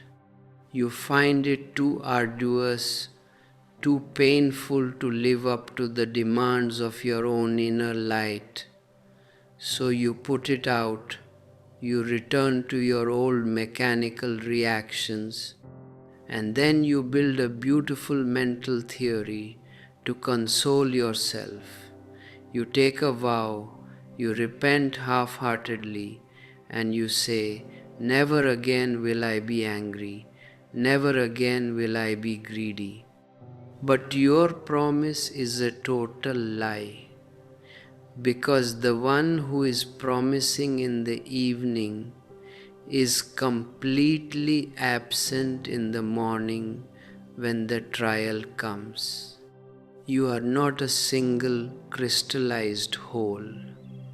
You are a moving wheel with 1,001 separate, vagrant egos, and each ego takes turn dominating you while you are fast asleep. To get out of this miserable circle of self-deception, you must learn the art of total, unconditional acceptance. Stop trying to be good according to somebody else's standard. Stop trying to change your rose bush into a lotus flower. A rose bush is perfectly beautiful being a rose bush. It does not carry any inner fever. It does not suffer from any ambition to become something else. The entire nature is settled and centered in its being, and that is why it is so calm, so quiet, and so full of grace. Only the human mind lives in a constant neurotic chaos because it refuses to accept what is, always hankering for what is not, always waiting for a future Godot to fulfill its empty dreams. Drop the whole nonsense of becoming. Realize that you are already perfect that out of the ultimate perfection of existence, only perfection can be born. When you accept your reality completely, with all its anger, its greed, and its stupidity, a deep mutation happens of its own accord. You do not need to fight with your bad qualities, because the moment you bring the lamp of awareness into the dark room, the darkness disappears instantly without any struggle. Fighting with your darkness is the ultimate foolishness.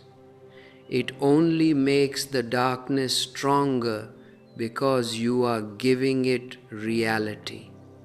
You are investing your energy into an illusion. Just watch.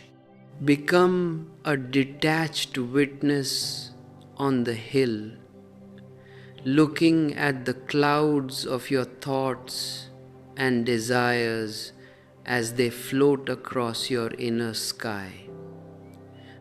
Do not judge them. Do not evaluate them. Do not label them as divine or devilish.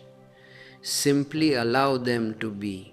Soon, if you do not do a single thing to manipulate the flow, the clouds will disperse by themselves, and the pure open sky of your present reality will be revealed.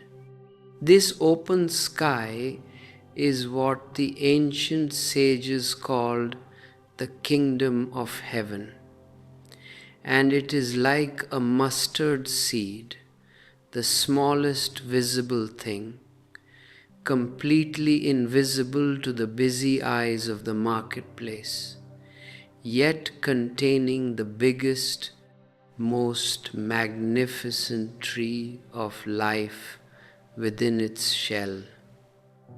But for this tree to sprout, the seed must be willing to fall onto the tilled earth and die completely. Your ego is that shell, a rigid defensive armor that you carry to protect yourself from being hurt by the world. But the armor has become your prison. It is keeping the living water of existence from reaching your core, and you are slowly suffocating inside your own safety. Have the immense heroic courage to let the seed die.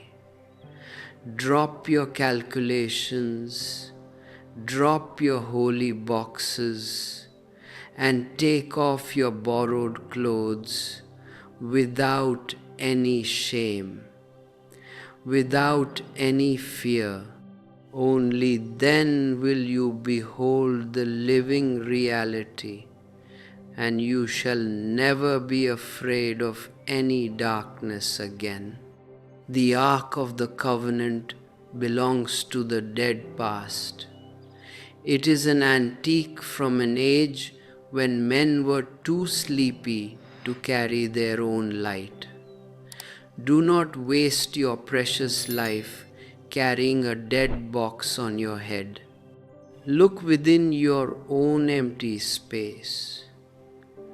Find the one pearl of your witnessing awareness, and let your whole existence become a spontaneous, irrational romance with the divine. And this deep transformation can only be realized when you have the courage to walk away from the template that has been handed down to you by centuries of collective conditioning. You must see that to be truly religious means to be an absolute rebel. There is a fundamental difference between a revolutionary and a rebel, and this difference must be engraved into your heart if you wish to attain to your own light. A revolutionary is someone who is still trapped in the outer structures of the marketplace. He wants to change the government, he wants to change the economic system, he wants to change the organization of the church or the state. The revolutionary thinks that if the outer conditions are altered, if a new set of rules is written, everything will become perfectly beautiful. But this is the supreme illusion of the human mind. All revolutions have failed utterly throughout history. They have failed because they only changed the outer geography while leaving the primitive, sleepy human mind completely untouched. A capitalist society becomes a socialist society becomes a communist society, and a communist society eventually turns into a fascist dictatorship. The structure changes its name. The chains are painted with a new color. But the slavery remains exactly the same because the master and the servant inside you have not been transformed. A rebel is not a revolutionary. He does not care about changing the crowd because he realizes that the crowd has no soul, it has no heart, it is just a mechanical mechanism that loves to remain fast asleep. A rebel is an individual dropout. He does not escape from the world to hide in a mountain cave. He continues to live in the midst of the marketplace. He goes to his office. He works in his factory.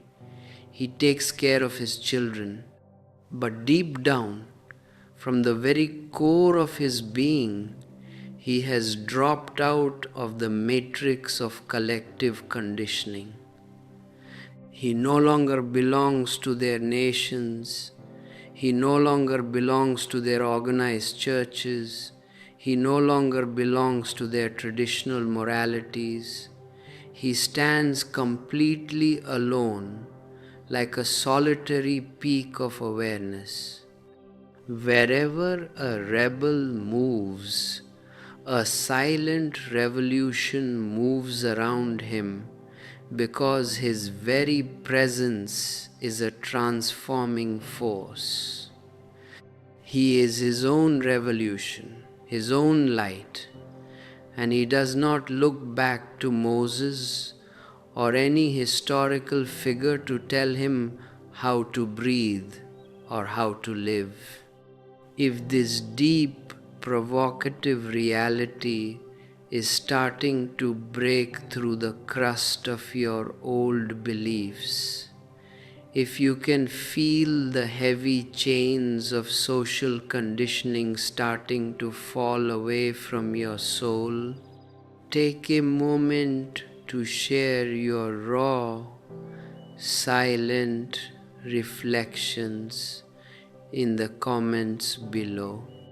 Let us know where you are standing on this pathless journey, and if you feel that this transmission carries a vital fire that can awaken other sleeping hearts, share it with those who are sincerely looking for an escape from their spiritual cages. Look at what happened when the great master Bodhidharma traveled all the way from India to China to deliver the pathless path of true awareness. The Emperor of China, Emperor Wu, came to meet him at the border. The Emperor was a very moral, virtuous man according to the standards of the world. He had spent his entire life building magnificent Buddhist temples, translating sacred scriptures into Chinese, and supporting millions of monks out of the royal treasury. He was a spiritual merchant, a great accumulator of religious merit. He touched Bodhidharma's feet and proudly boasted about all his great achievements, saying, "I have built thousands of temples, I have printed millions of holy books, and I feed a vast army of monks every single day. Tell me, Holy Master, what will be my great reward in heaven?"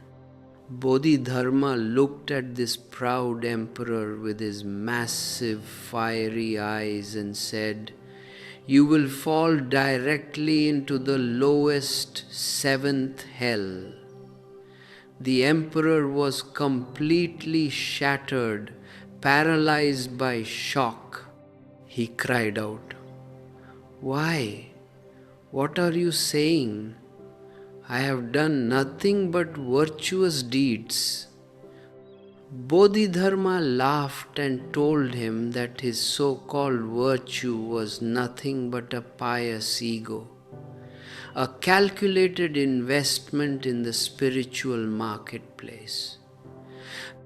He told him that as long as there is a doer who asks for a reward, as long as you are calculating your holiness, you are completely false, you are living a lie, and your ego is building a direct pathway to hell. This is the brutal truth that your priests and your organized churches will never tell you, because they thrive on your calculated virtue. They want you to remain a spiritual merchant, constantly performing rituals, constantly practicing a forced morality, and constantly giving donations to their temples, so that your ego can feel very secure, very holy, and very respectable in the eyes of the other sheep. But a practiced virtue is not a virtue at all. It is just a painted crust around a deeply corrupt, greedy soul. A true sage is not concerned with practicing virtue or avoiding sin. He has moved completely beyond the dualistic world of right and wrong into the space of pure, choiceless being. He does not follow any rigid rules engraved on stone tablets. His life is a spontaneous, fluid response to the present moment. He is like a mirror. If a flower comes before him, he reflects the flower. If an insult comes before him, he reflects the insult. But he remains completely detached, untouched, and unpolluted by either. If you feel a deep rising urge to support this space of authentic, uncompromised awareness, if you wish to help us keep this living fire burning far away from the stale, profitable traditions of the priests, I invite you to click the join button and participate directly in our shared vision as a member of this global family.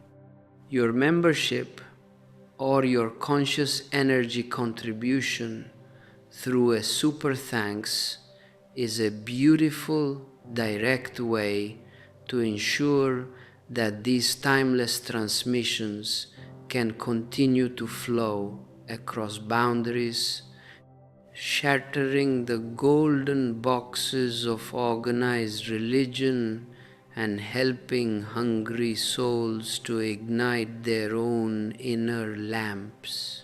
For those who feel an intense thirst to look even deeper into the mirror of their own reality, our collection of digital books is always available to serve as a supportive companion on your pathless journey back to the source. You must realize that your life has become a heavy, non-ending boredom simply because you are constantly trying to follow a ready-made template given to you by others. You have built a beautiful house of cards out of your borrowed knowledge, your social respectability, and your traditional beliefs, and you live inside it in a state of constant underlying panic because deep down you know that the whole structure is false. It has no roots in your own experience. It is just a collection of dead theories that you carry on your head. And because you are carrying a dead weight, your feet can never dance, your heart can never sing, and your entire existence feels like a long, wearied routine. You go to a temple or a church to pray, but your prayer is nothing but a mechanical repetition of a code language that you learned from your parents or your priests. It does not come out of your own heart. It does not rise out of your own inner silence. It is just a noise created by your head to ask for more comfort, more wealth, and more success in the world of illusions. I tell you, a prayer that is a bargain can never be a true prayer. It is a direct condemnation of your soul because it keeps you anchored in your inner poverty. True prayer only happens when your mind stops completely, when your logic, your arguments, and your calculated desires dissolve into absolute stillness. When you stand quietly before a beautiful sunrise, or when you sit silently by the side of a human being you love, and there is no curtain of words between you and the reality, a subtle communion starts happening from heart to heart. You forget your separate identity, you forget your name, your status, and your egoistic boundaries. You become one with the infinite whole that surrounds you. In that forgetfulness, a deep cloud of virgin bliss encompasses your being, and out of your heart rises a silent, unconditional gratitude, just for the sheer grace of breathing, just for the magnificent mystery of being alive in this very moment. That gratitude is the only true prayer, and it needs no golden chests, no stone tablets, and no priests to deliver it to the divine. Moses tried to give his people this high, unclouded spirituality, a strict monotheism where God was completely invisible formless, and beyond any human manipulation. He was an exceptionally great man, a powerful leader who had been trained in the majestic, uncompromising school of Pharaoh Akhenaton. He knew that the moment you make an image of the divine, you reduce the infinite to a finite object. You turn a living reality into a commodity that can be purchased, sold, and controlled in the marketplace. He wanted to raise this Semitic tribe to the loftiest heights of intellectual and spiritual abstraction, forcing them to subordinate sense perception to a supreme abstract idea. This requirement was a grand step forward in human culture, an heroic victory of spirituality over the senses. But it required an intense instinctual renunciation, a willingness to live in the unmapped, unpredictable territory of the formless. But the people were too primitive, too deeply asleep in their bodily identification to digest such a pure, weightless light. They could not live without a physical prop, a tangible object to bow down to.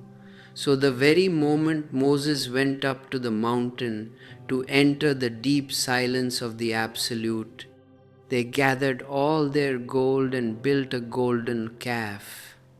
They needed something they could see, touch, and worship, because the formless sky of the divine made them feel completely dizzy, terrified of being lost. And when Moses returned and forced them to drop the idol, they obeyed him outwardly out of terror of his masterful, forceful personality. But a ferocious, hidden resentment began to accumulate in their unconscious. They could not bear his implacable, hot-tempered discipline. They could not tolerate this majestic Egyptian tyrant who was constantly trying to drag them out of their comfortable sleep into a state of absolute mindfulness. So they revolted against him in a fit of wild passion, murdered him in the wilderness, buried his body in the dark sand, and then spent the next 8 centuries rewriting their history to hide the bloody traces of their crime. They took his name, they took his exodus, they took his custom of circumcision to make themselves look noble and superior to the other tribes. But they completely wiped out his Aton religion and replaced it with a rude, violent desert demon named Yahweh, who suited their sheep-like crowd mind much better. They built the Ark of the Covenant, overlaid it with gold, and locked his stone tablets inside it, turning his living fire into a dead ritual. The ark became the ultimate golden grave, a magnificent social compromise built by a guilty, terrified crowd to assure themselves that their master was safely dead and could no longer challenge their falsity. This is the exact same routine that you continue to repeat in your own individual lives. Whenever an authentic ray of pure awareness arises within your heart, challenging your comfortable illusions, your false respectability, and your mechanical habits, your immediate reaction is to repress it. You find it too painful, too arduous to live up to the demands of your own inner light. So you put the fire out, you return to your deep sleep, and then you build a beautiful mental theory, a rigid code of behavior to console yourself. You take a vow, you look very pious, and you say, "From now onwards, I will always be a meditator, I will always be loving, I will always be true." But your promise is a total deception because you do not realize that you are not a single crystallized whole. You are a moving wheel with 1,000 separate vagrant egos, and the ego that is promising in the evening is completely absent in the morning when the trial comes. To get out of this miserable circle of self-hypnosis, you must learn the art of total, unconditional acceptance. Stop trying to change yourself according to a pattern given to you by the society. Stop trying to force your rose bush to become a lotus flower. A rose bush is perfectly beautiful being a rose bush. It does not suffer from any inner fever. It has no ambition to become anything else. And that is why the entire nature is so calm, so quiet, and so full of dynamic grace. Drop the whole nonsense of becoming. Realize that you are already perfect, that you are already that which you always wanted to be, and that your soul is a finished product of the divine. When you accept your reality completely, without any judgment, without any condemnation, without saying this is good and that is bad, a deep mutation happens of its own accord. You do not need to fight with your anger, your greed, or your sexuality, because the moment you bring the lamp of awareness into the dark room of your being, the darkness disappears instantly without a single blow. Fighting with your darkness is the ultimate foolishness of the human mind. It only makes the illusion stronger because you are investing your real energy into something that does not exist. Just watch, become a detached witness on the hill of your mindfulness, looking at the clouds of your thoughts, your moods, and your desires as they float across your inner sky.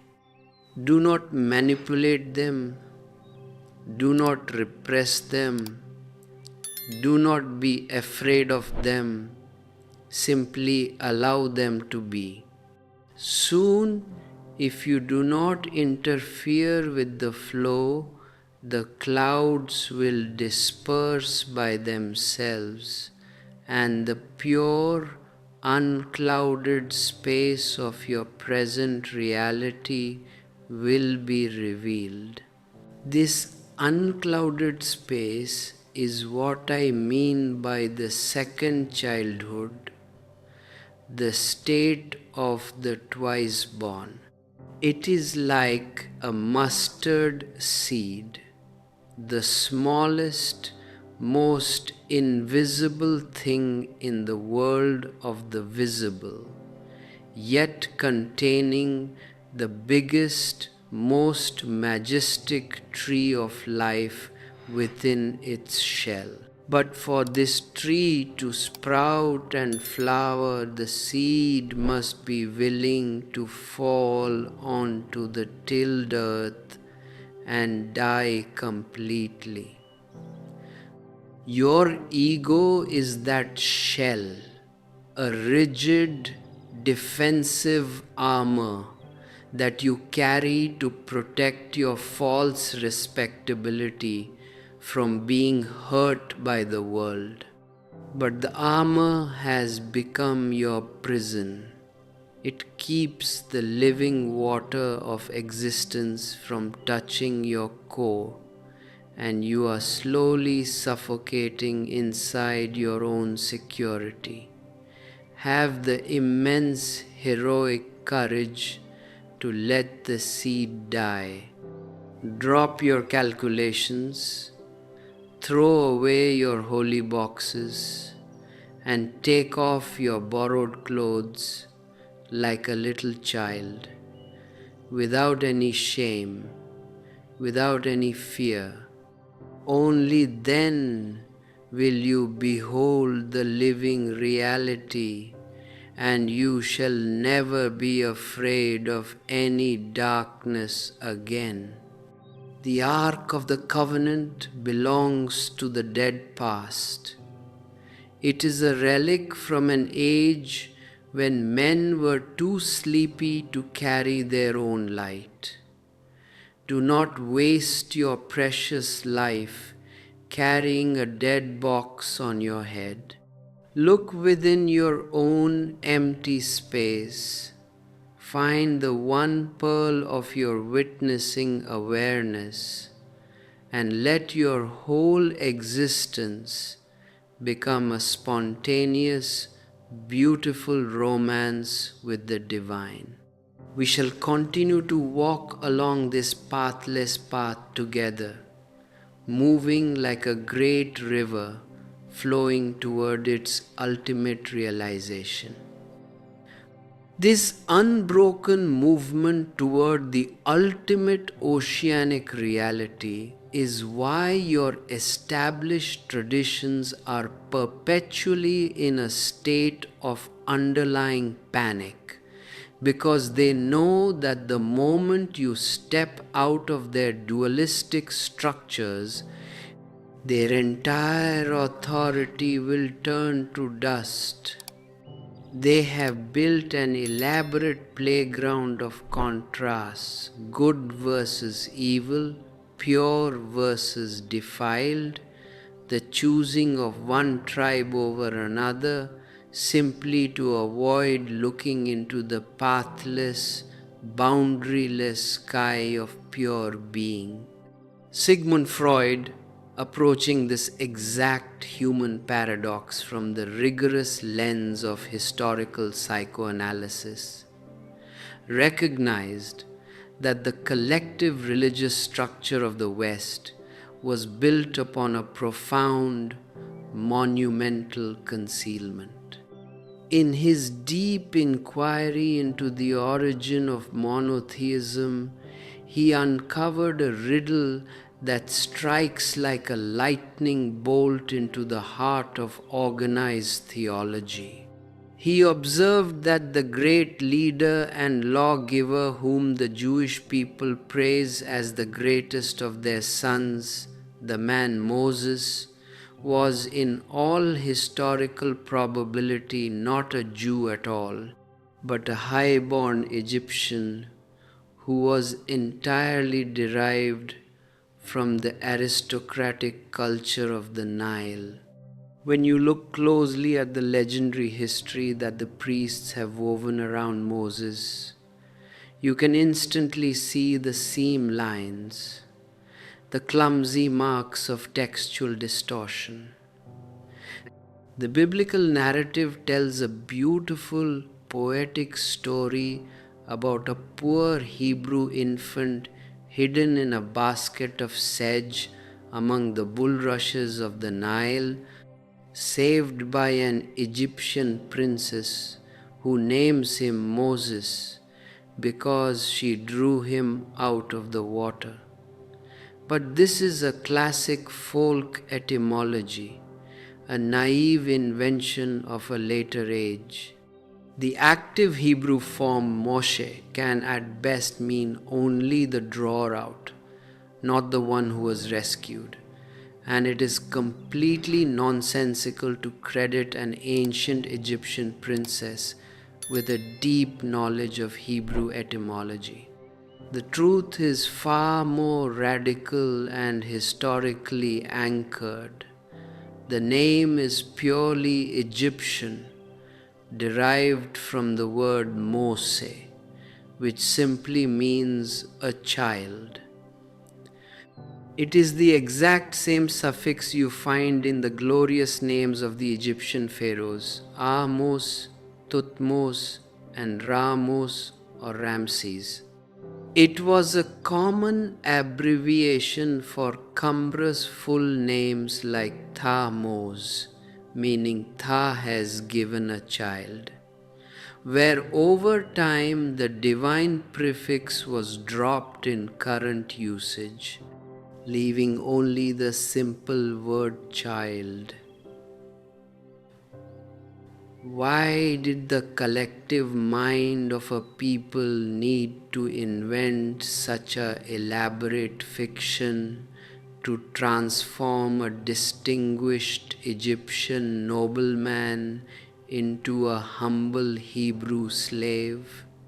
Otto Rank, working closely under the influence of psychoanalysis, investigated the myths that almost all important civilized peoples have woven around the birth of their great national heroes, whether it is Sargon of Agade, Cyrus, Romulus, or Oedipus. In the classical formula of the hero myth, the pattern is beautifully consistent. The hero is born to parents of the highest station, usually a king and queen. But because of a warning dream or an oracle of danger, the father orders the newborn babe to be exposed to extreme peril, delivered to the waves in a casket or a basket. The child is then saved by humble people, such as shepherds or peasants, suckled by a wild animal or a poor woman. And when he grows to his full strength, he rediscovers his noble lineage, overcomes his father, and attains supreme greatness. This family romance is a universal projection of the human child who starts his life by overestimating his own father as a king, and later, through real disappointments and rivalry, creates a critical distance, imagining a fictitious, humble family to express his inner release from parental authority. But when you place the story of Moses against this universal classical formula, you find a striking, magnificent contradiction. The Moses myth stands entirely apart from all other hero legends because it reverses the social order of the two families completely. Usually, the family into which the hero is born is the noble royal one, and the family in which he grows up is the humble, degraded one. In the case of Moses, his first family, the one that exposes him to danger, is modest and poor. a family of Jewish Levites. But his second family, the one that adopts him and in which he is brought up in luxury, is the royal house of Egypt itself. The princess raises him as her own son. This clumsy reversal has puzzled historians for centuries. But when you apply the sharp light of analytical interpretation, the secret motive becomes completely transparent. In all historical birth myths, the first family, the one from which the babe is exposed to danger, is always the fictitious, invented one, while the second family, the one by which the hero is adopted and grows up, is his real, historical family. The conclusion is brutal and uncompromised.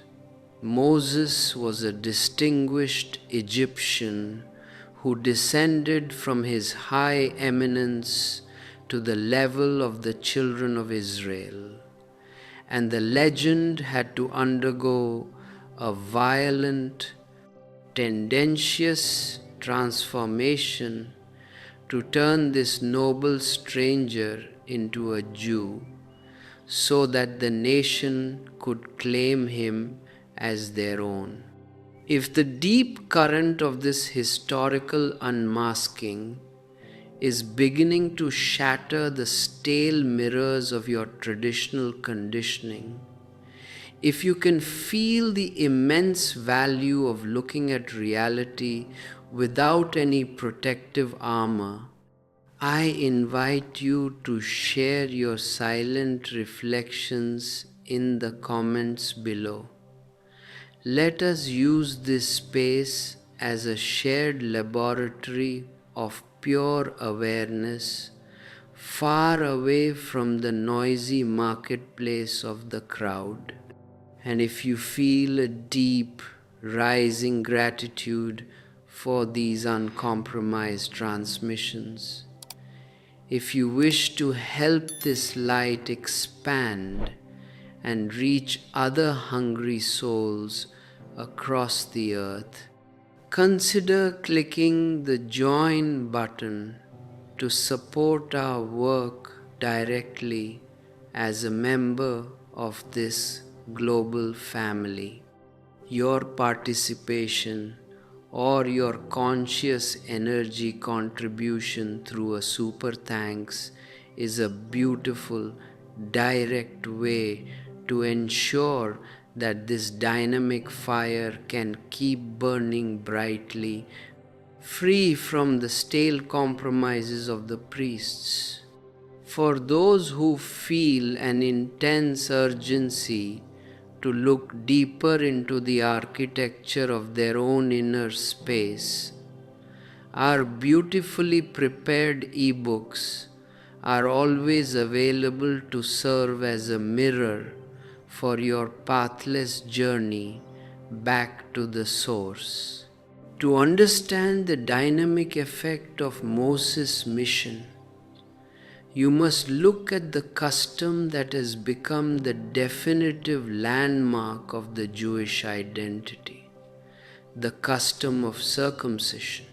The biblical text has gone to extraordinary lengths to distort the origin of this usage, dating it back to the primitive patriarchs as a sign of a special covenant made between Abraham and the divine. But historical reality, well recorded by Herodotus and confirmed by the examination of ancient mummies and grave drawings, tells a completely different story. Circumcision has only one true origin, and that origin is Egypt. No other people of the Eastern Mediterranean, neither the Babylonians nor the Sumerians, nor the inhabitants of Canaan practiced this custom. It was uniquely and exclusively an Egyptian practice, valued highly by their elite upper stratum as a sign of cleanliness, aristocratic refinement, and spiritual consecration. Now think about the absolute absurdity of the traditional narrative. If Moses were a Hebrew slave trying to free his people from the heavy hand of an Egyptian overlord, trying to make them forget the flesh pots of Egypt and develop an independent existence, why would he force upon them a burdensome, painful custom that effectively made them look like Egyptians? It would be an absolute contradiction to his purpose. It would keep the memory of Egypt perpetually alive in their flesh. But the moment you accept the fact that Moses was an Egyptian nobleman, a passionate disciple of Akhenaten's strict iconoclastic monotheism, the entire riddle is resolved with perfect clarity. Moses chose this Semitic tribe to be his new people, a substitute for the sophisticated Egyptians who had rejected his master's Aten revolution. He was determined that his new people should not be inferior to his old countrymen in any respect. He wished to make of them a holy nation, an elite priesthood, and as a visible sign of their dedication and spiritual elevation, he forced the Egyptian custom of circumcision upon them. He wanted to isolate them from the uncircumcised foreign tribes they would encounter in their wanderings, using the custom to enhance their pride, their self-reliance, and their sense of absolute superiority over the surrounding world. But a sheep-like crowd mind can never tolerate the loftiness of an universal, formless God who demands that you throw away all your magic, your rituals, and your comfortable superstitions. The God of Moses, derived from the Aton revolution, was a grand abstraction. He had no name, no image, no visual form, and he completely ignored the dark, popular underworld of the death gods, because he required you to live strictly in truth and justice. The savage tribes in the wilderness were utterly unable to digest this weightless, dazzling light. They wanted a local god they could see and bribe, a god who would help them conquer their enemies through violence and reward their petty desires. So they revolted, murdered their Egyptian master, and buried his memory in a massive layer of collective denial. When they later united at the oasis of Kadesh with the desert tribes, they accepted Yahweh, a rude, bloodthirsty volcano demon who belonged to the Midianites, an uncanny deity who walked by night and demanded animal sacrifices to soothe his wrath. But the Levites, the personal Egyptian retinue that had accompanied Moses out of Egypt, refused to let their master's grandeur be extinguished. They forced a massive historical compromise upon the priests of Yahweh. They retained the Egyptian circumcision. They insisted that the liberation from Egypt be credited as a grand deed of power, and they created a continuous, fictitious narrative that combined the Egyptian Moses and the Midianite priest of Yahweh into one single figure. They took the high abstract monotheism of the Master, translated it into cold, rigid laws, and locked it away inside the Ark of the Covenant. The Ark became the ultimate golden grave, a magnificent hiding place for a guilty nation's repressed memory. This dualism between the local, bloodthirsty volcano god Yahweh and the universal, ethical God of Moses runs throughout your entire religious history. For centuries, the priests of the temple have tried to reduce religion to a mechanical system of sacrifices, donations, and outer ceremonial, because that is where their profit lies. But from the midst of the people there has always arisen an unbroken succession of rebels, the great prophets who were seized by the deep, latent memory of the forgotten Egyptian Moses. They rose up to scream the repressed truth into the ears of the crowd, proclaiming that your God disdains your sacrifices, your blood rituals, and your golden boxes. He demands nothing but an inner life of absolute truth and justice. This is the return of the repressed, a dynamic psychological law that applies to the individual neurotic as well as to the mass history of mankind. You can repress the living reality. You can bury it inside a golden box, but it will continue to haunt your unconscious until you are courageous enough to drop the crowd mind. Walk away from the marketplace of borrowed virtue and ignite your own inner flame of awareness.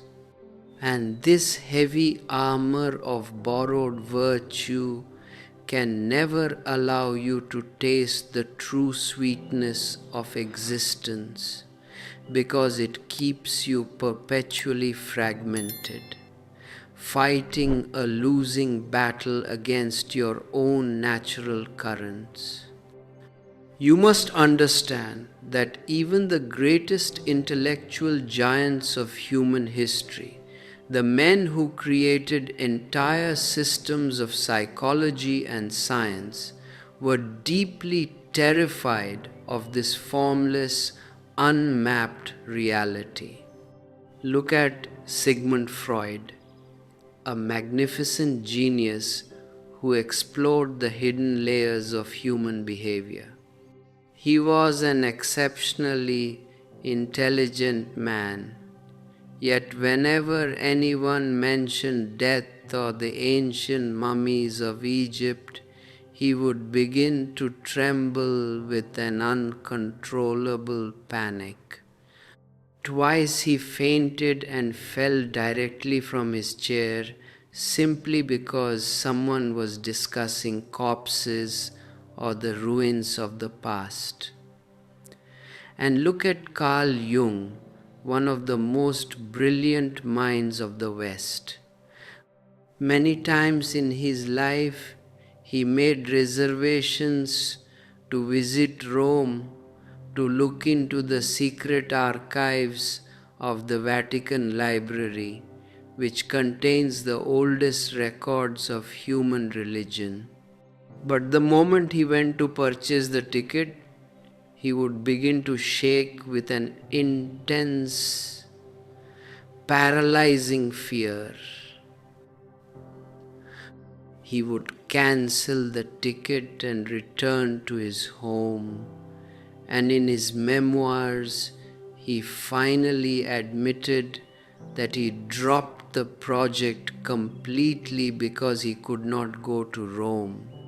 Why were these great men so deeply terrified of Rome, of death, and of the ancient monuments?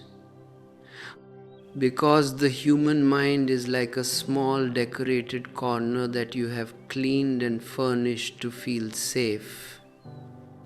And it is utterly terrified of being shattered by the vast cosmic ruins of reality.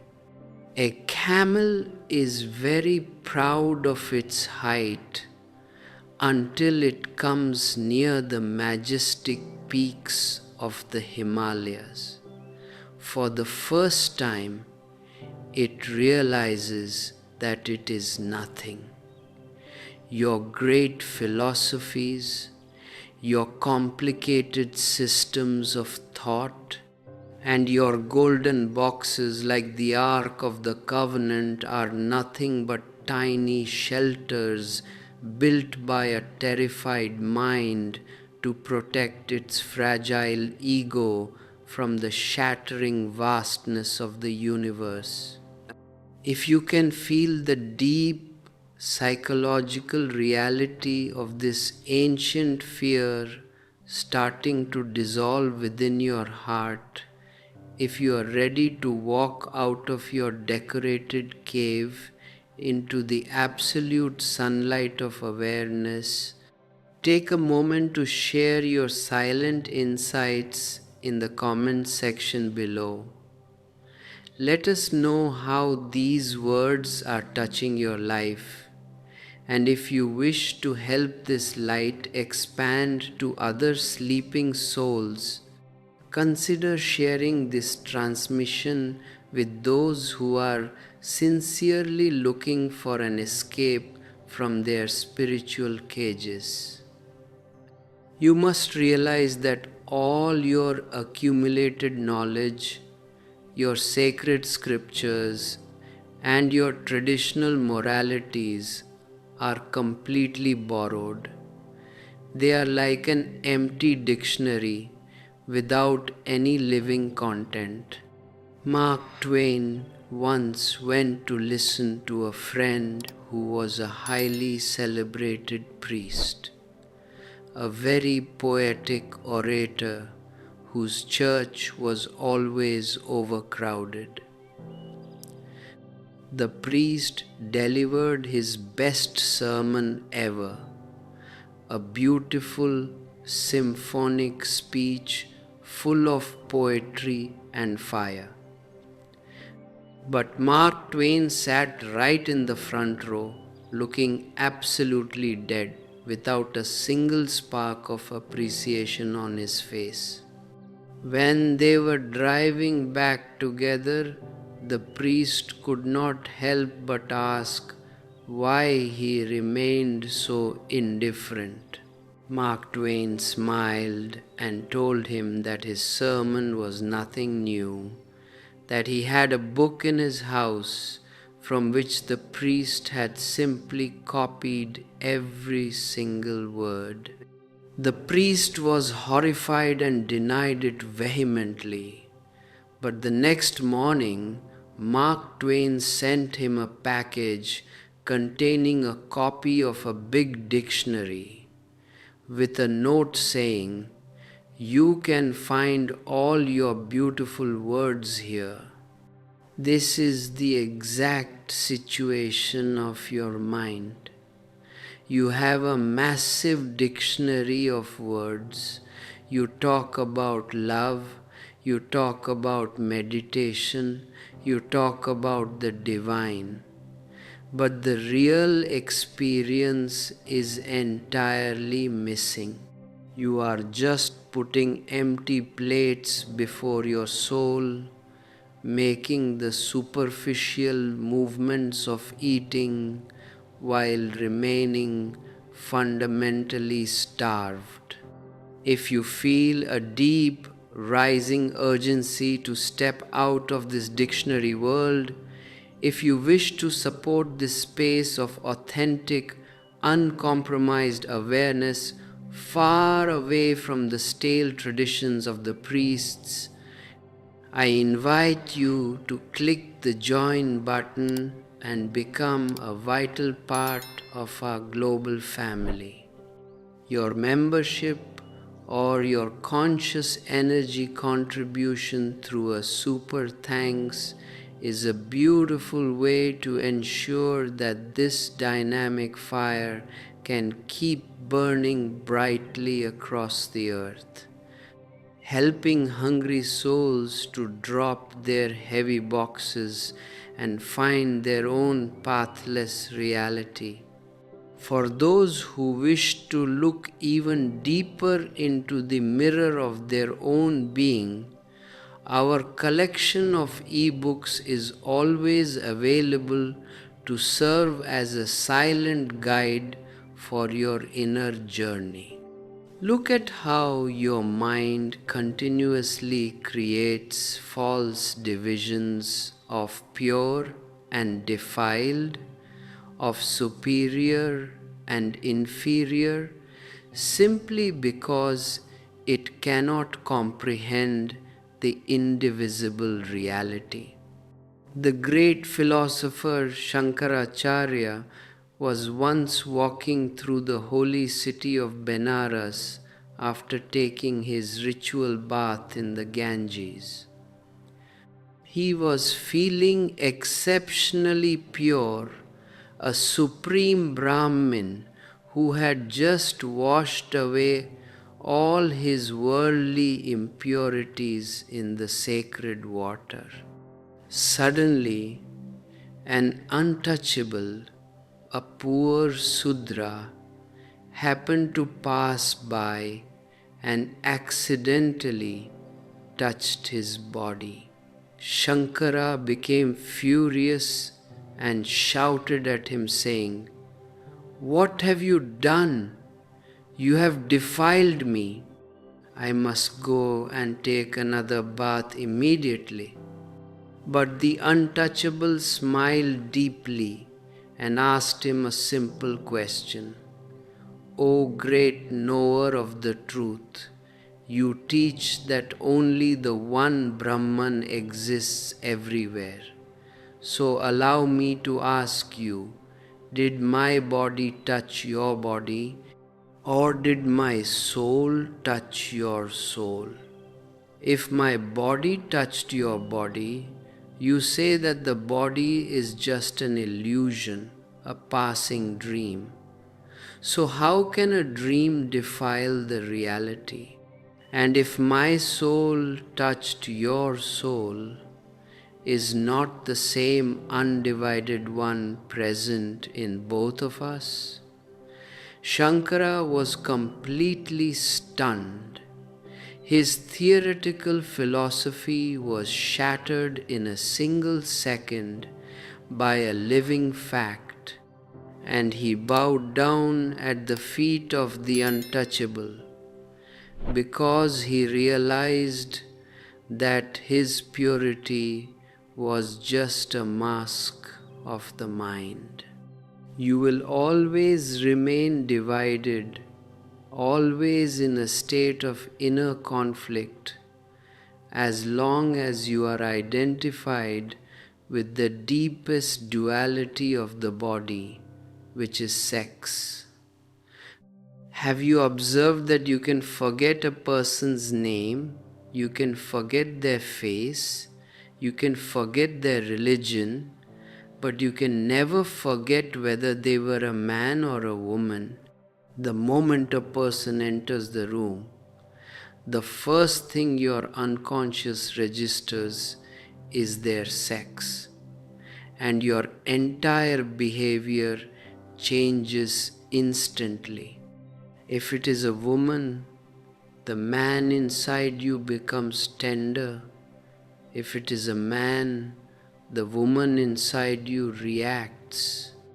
The entire marketplace knows this weakness, and that is why they put a beautiful naked woman next to every commodity, whether they are selling a car, a shoe, or a piece of machinery. They are not selling the object. They are exploiting your unconscious sexual hunger. 3 old men were once sitting on a bench in a beautiful garden, discussing their miseries. The 73-year-old said that his hearing was going, and people had to shout into his ears. The 78-year-old said that his eyes were failing, and he could no longer even make a distinction between a blonde and a redhead. Then they turned to Mullah Nasruddin, who was 93, and asked about his trouble. Nasruddin tapped his head very sadly and said, "My friends, my trouble is far deeper. Last night I had dinner, drank some wine, and fell asleep on the sofa. When I woke up, I went into the bedroom and told my wife to give me a little space so we could have some fun. But she looked at me and said, 'What is wrong with you? We had fun just 20 minutes ago.' And Nasruddin wept and said, 'My problem is that my memory is slipping. Sex follows you to the very last breath because it was the first door through which you entered into this physical life. But a true sage has not repressed his sexual energy. He has allowed the male and the female principles within his own consciousness to meet in an absolute, perfect unity. This is what the ancient Hindus depicted in the magnificent form of Shiva Ardhanarishwar, half man and half woman. When your inner masculine energy and your inner feminine energy dissolve into each other, they form a complete circle. They negate each other, and an absolute, non-dual oneness is left behind. That oneness is true virginity, the state of the twice-born child who looks at the world without any mind, without any division, and without any fear. When you are rooted in this inner unity, your life no longer depends on the outer conditions. You are like Saint Teresa, a poor, ecstatic woman who wanted to build a magnificent church in her town. The people gathered around her and laughed, saying, "You are a crazy, penniless woman. From where is the money going to come?" Teresa smiled, pulled 2 tiny coins from her bag and said, "Do not be afraid. Look, I have got the money." The people laughed even louder and said, "You are an innocent fool. You cannot purchase even a single brick with these 2 small coins." But Teresa laughed with an infinite joy and said, "My hands are small, my coins are small, but you do not see that God is with me. 2 small coins plus God equal everything."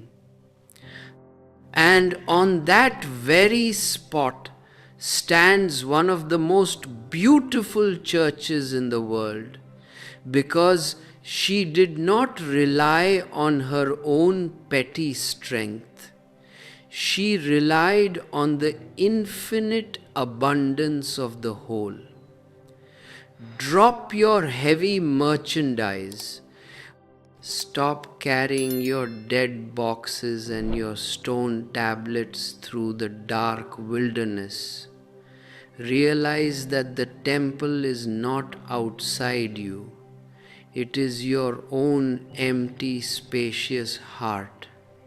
Accept your reality exactly as it is, without any judgment, without any effort to become someone else, and let your original face flower into the eternity.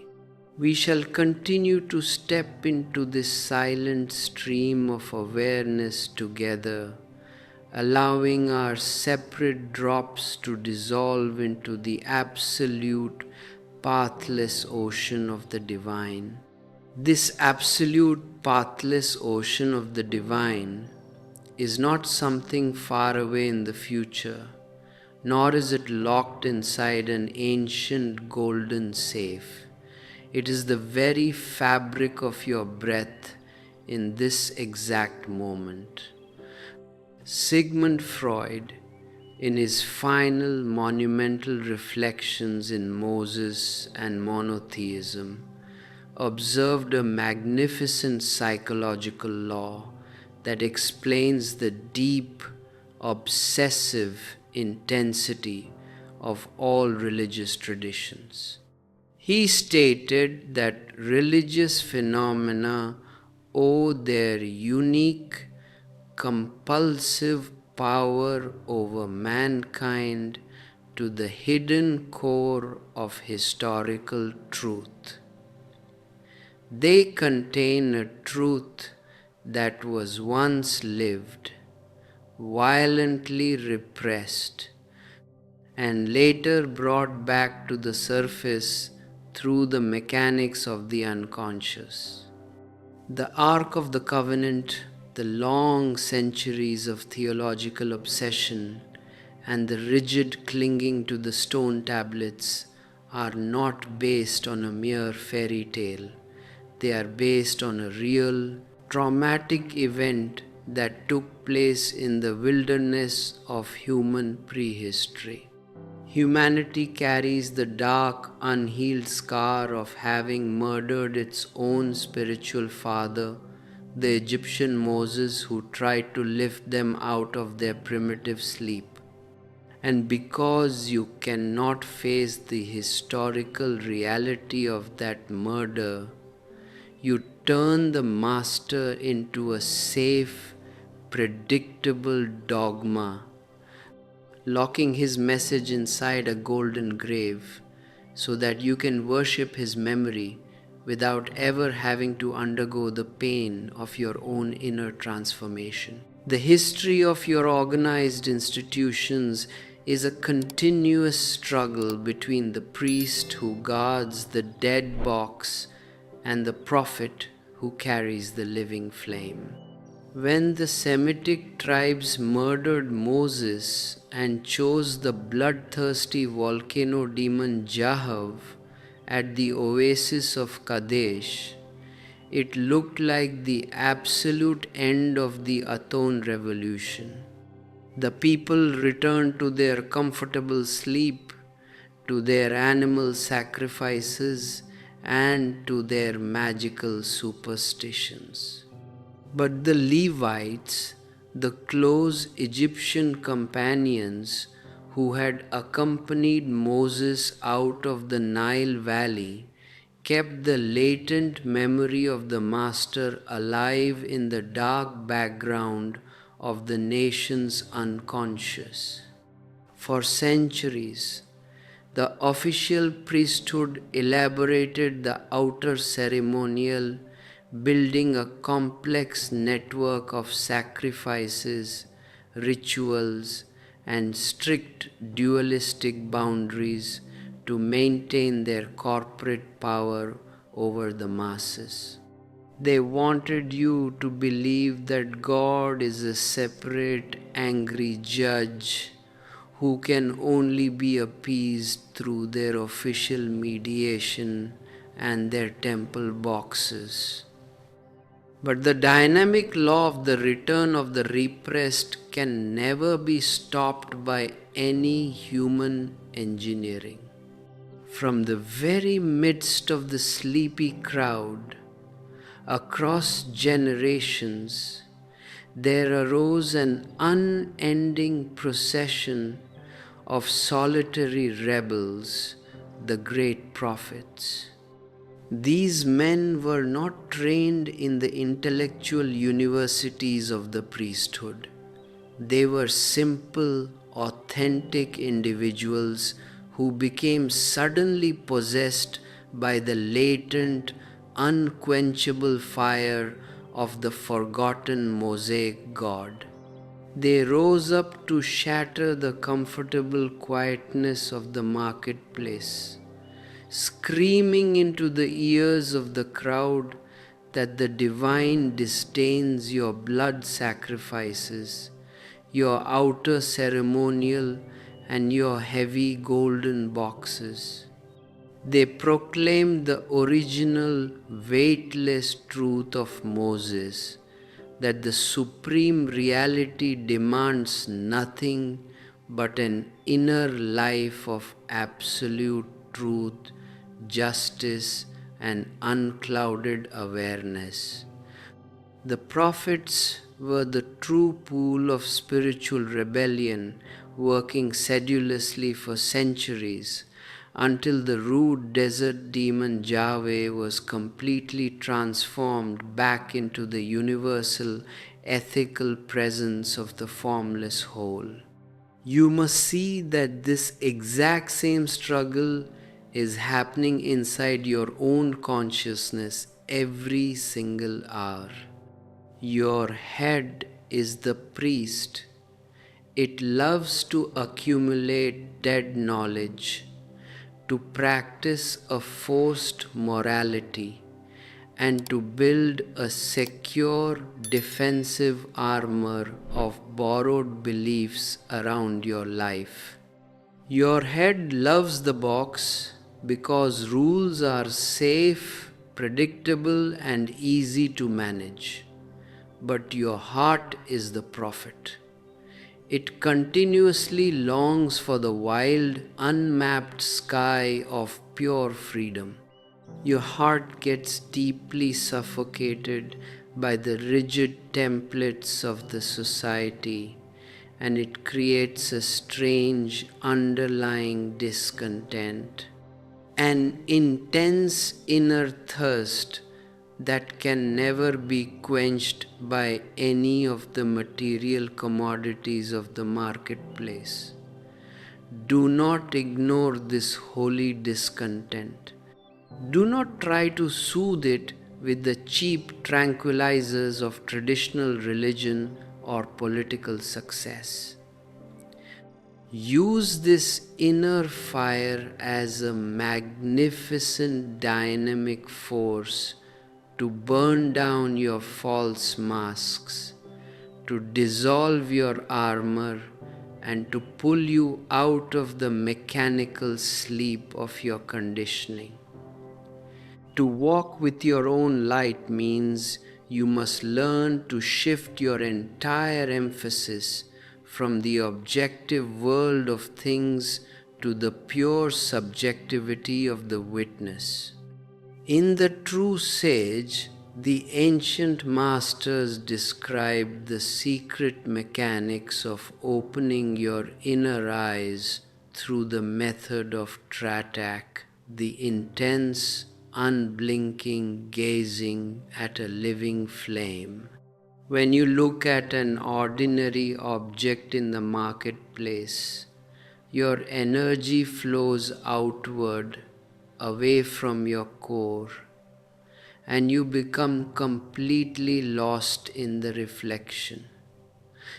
But when you sit quietly in the absolute silence of the early morning, staring unblinkingly at a single flame until tears start flowing from your eyes. A great topographical mutation takes place within your psychical apparatus. The root word for tratak means tears. It requires you to pass through a deep physical cleansing. As you look at the flame with a concentrated, mindful alertness, your third eye center, the pineal gland that feeds on light, begins to vibrate with an unknown intensity. The third eye is not a physical organ. It is a higher quality of consciousness that awakens when the energy that was escaping through your physical eyes is forced to turn backwards toward its original source. When your physical eyes are closed to the outer world, the ingoing energy hits the third eye, and suddenly your entire being is filled with a dazzling inner light. For the first time, you are no longer self-conscious. You are simply conscious. Self-consciousness is an ill state of affairs, a tense nervousness born out of fear of other people's opinions. When you are self-conscious, you are always walking with a heavy armor, always worried about what the crowd will think of your face. But true awareness is a pure light without any source, a transparent flame that moves and lives gracefully, completely independent of the labels of saints or sinners. When you carry this inner lamp, the whole world becomes new every single morning. The trees look greener, the flowers look redder, and the sun rises as an absolute, unprecedented poem of joy. You are no longer bored with the circle of life, because boredom can only exist when your consciousness is covered with the thick dust of old memories and borrowed concepts. A child is never bored because his consciousness is virgin, fresh, and thoroughly alert. He can run after a butterfly or collect common stones on the beach with an infinite excitement, seeing a unique Kohinoor in every pebble. Meditation is nothing but reclaiming that childhood freshness at the very peak of your maturity. It is a deliberate coming out of the womb of the mind, moving from the mechanical noise of thoughts into the weightless grandeur of absolute thoughtlessness. Look at the majestic beauty of a life lived from the essence rather than from the personality. Personality is the false mask given to you by the society as a convenience for their power games. It is the greatest lie that suffocates your true nature. But your essence is your individuality, the unique soul that you brought with you from the invisible into this physical birth. When you smile from the personality, it is just an empty movement of your mouth, a calculated gesture to manipulate a banker or a political leader in the marketplace. But when you smile from the essence, the smile spreads all over your being, a deep content that lingers around you like a subtle perfume long after the moment has passed. In each act of your daily life, you must become a watchful guardian at the window of your soul, constantly reminding yourself to check from where your actions are arising. If you bring a gift to your beloved out of a feeling of guilt or social duty, it is a dead product of the personality, a lie that will be immediately detected by the intuitive heart of the other.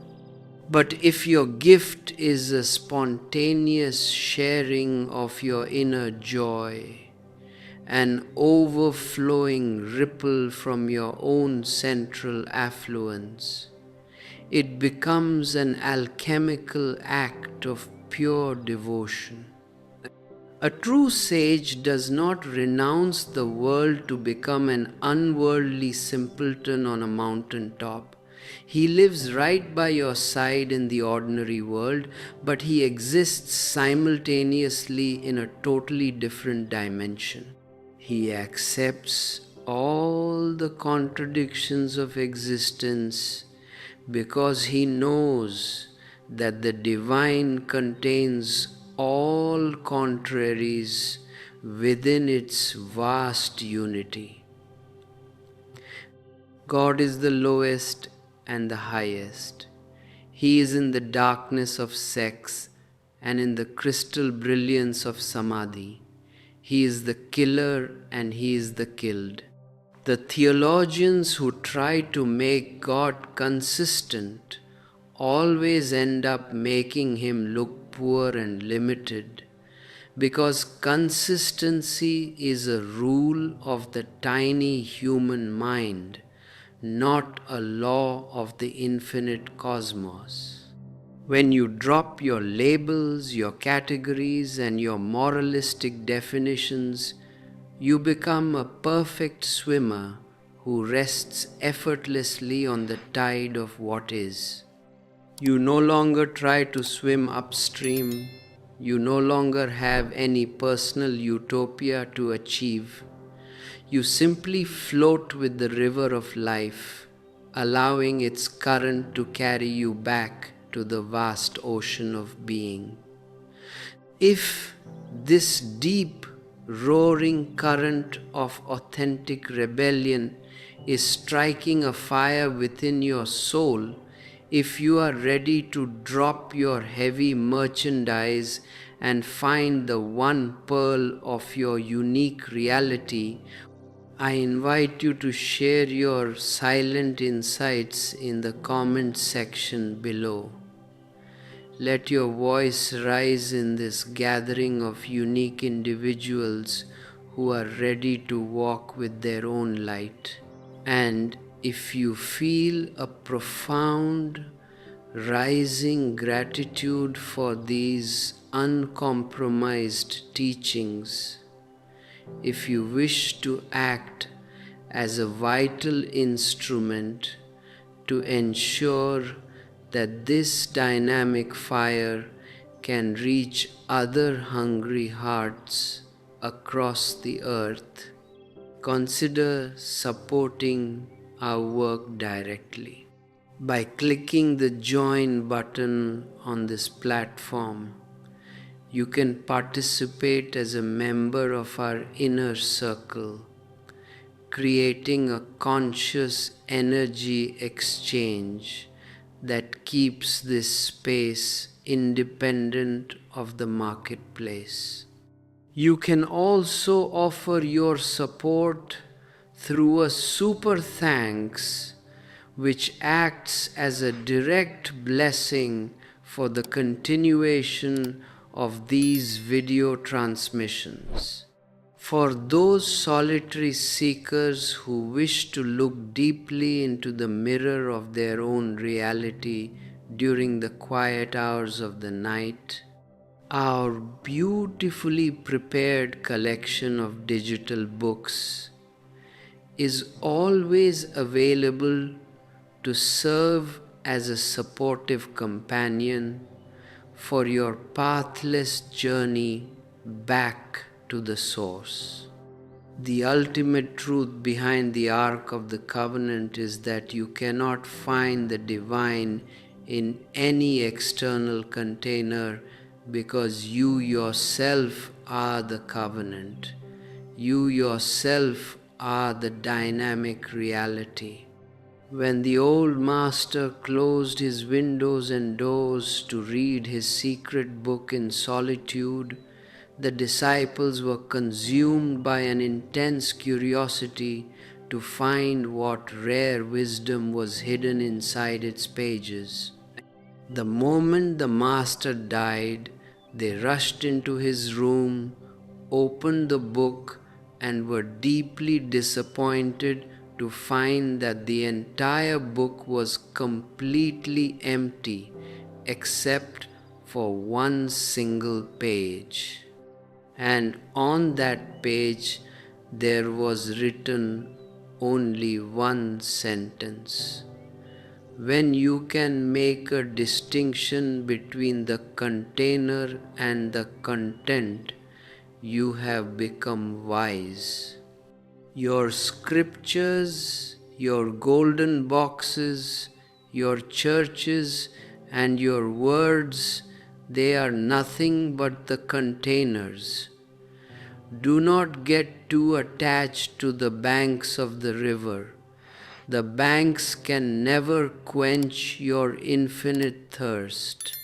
Look at the content. Look at the silent, formless space that throbs within your own heart. When your mind is retired completely, when your egoistic calculations dissolve into absolute stillness, the container falls away, and the one content of the universe stands revealed. You realize that you have never departed from the palace, that you have never been separate from the whole, and that your true nature is an eternal crescendo of bliss, consciousness, and truth. Be finished with your waiting.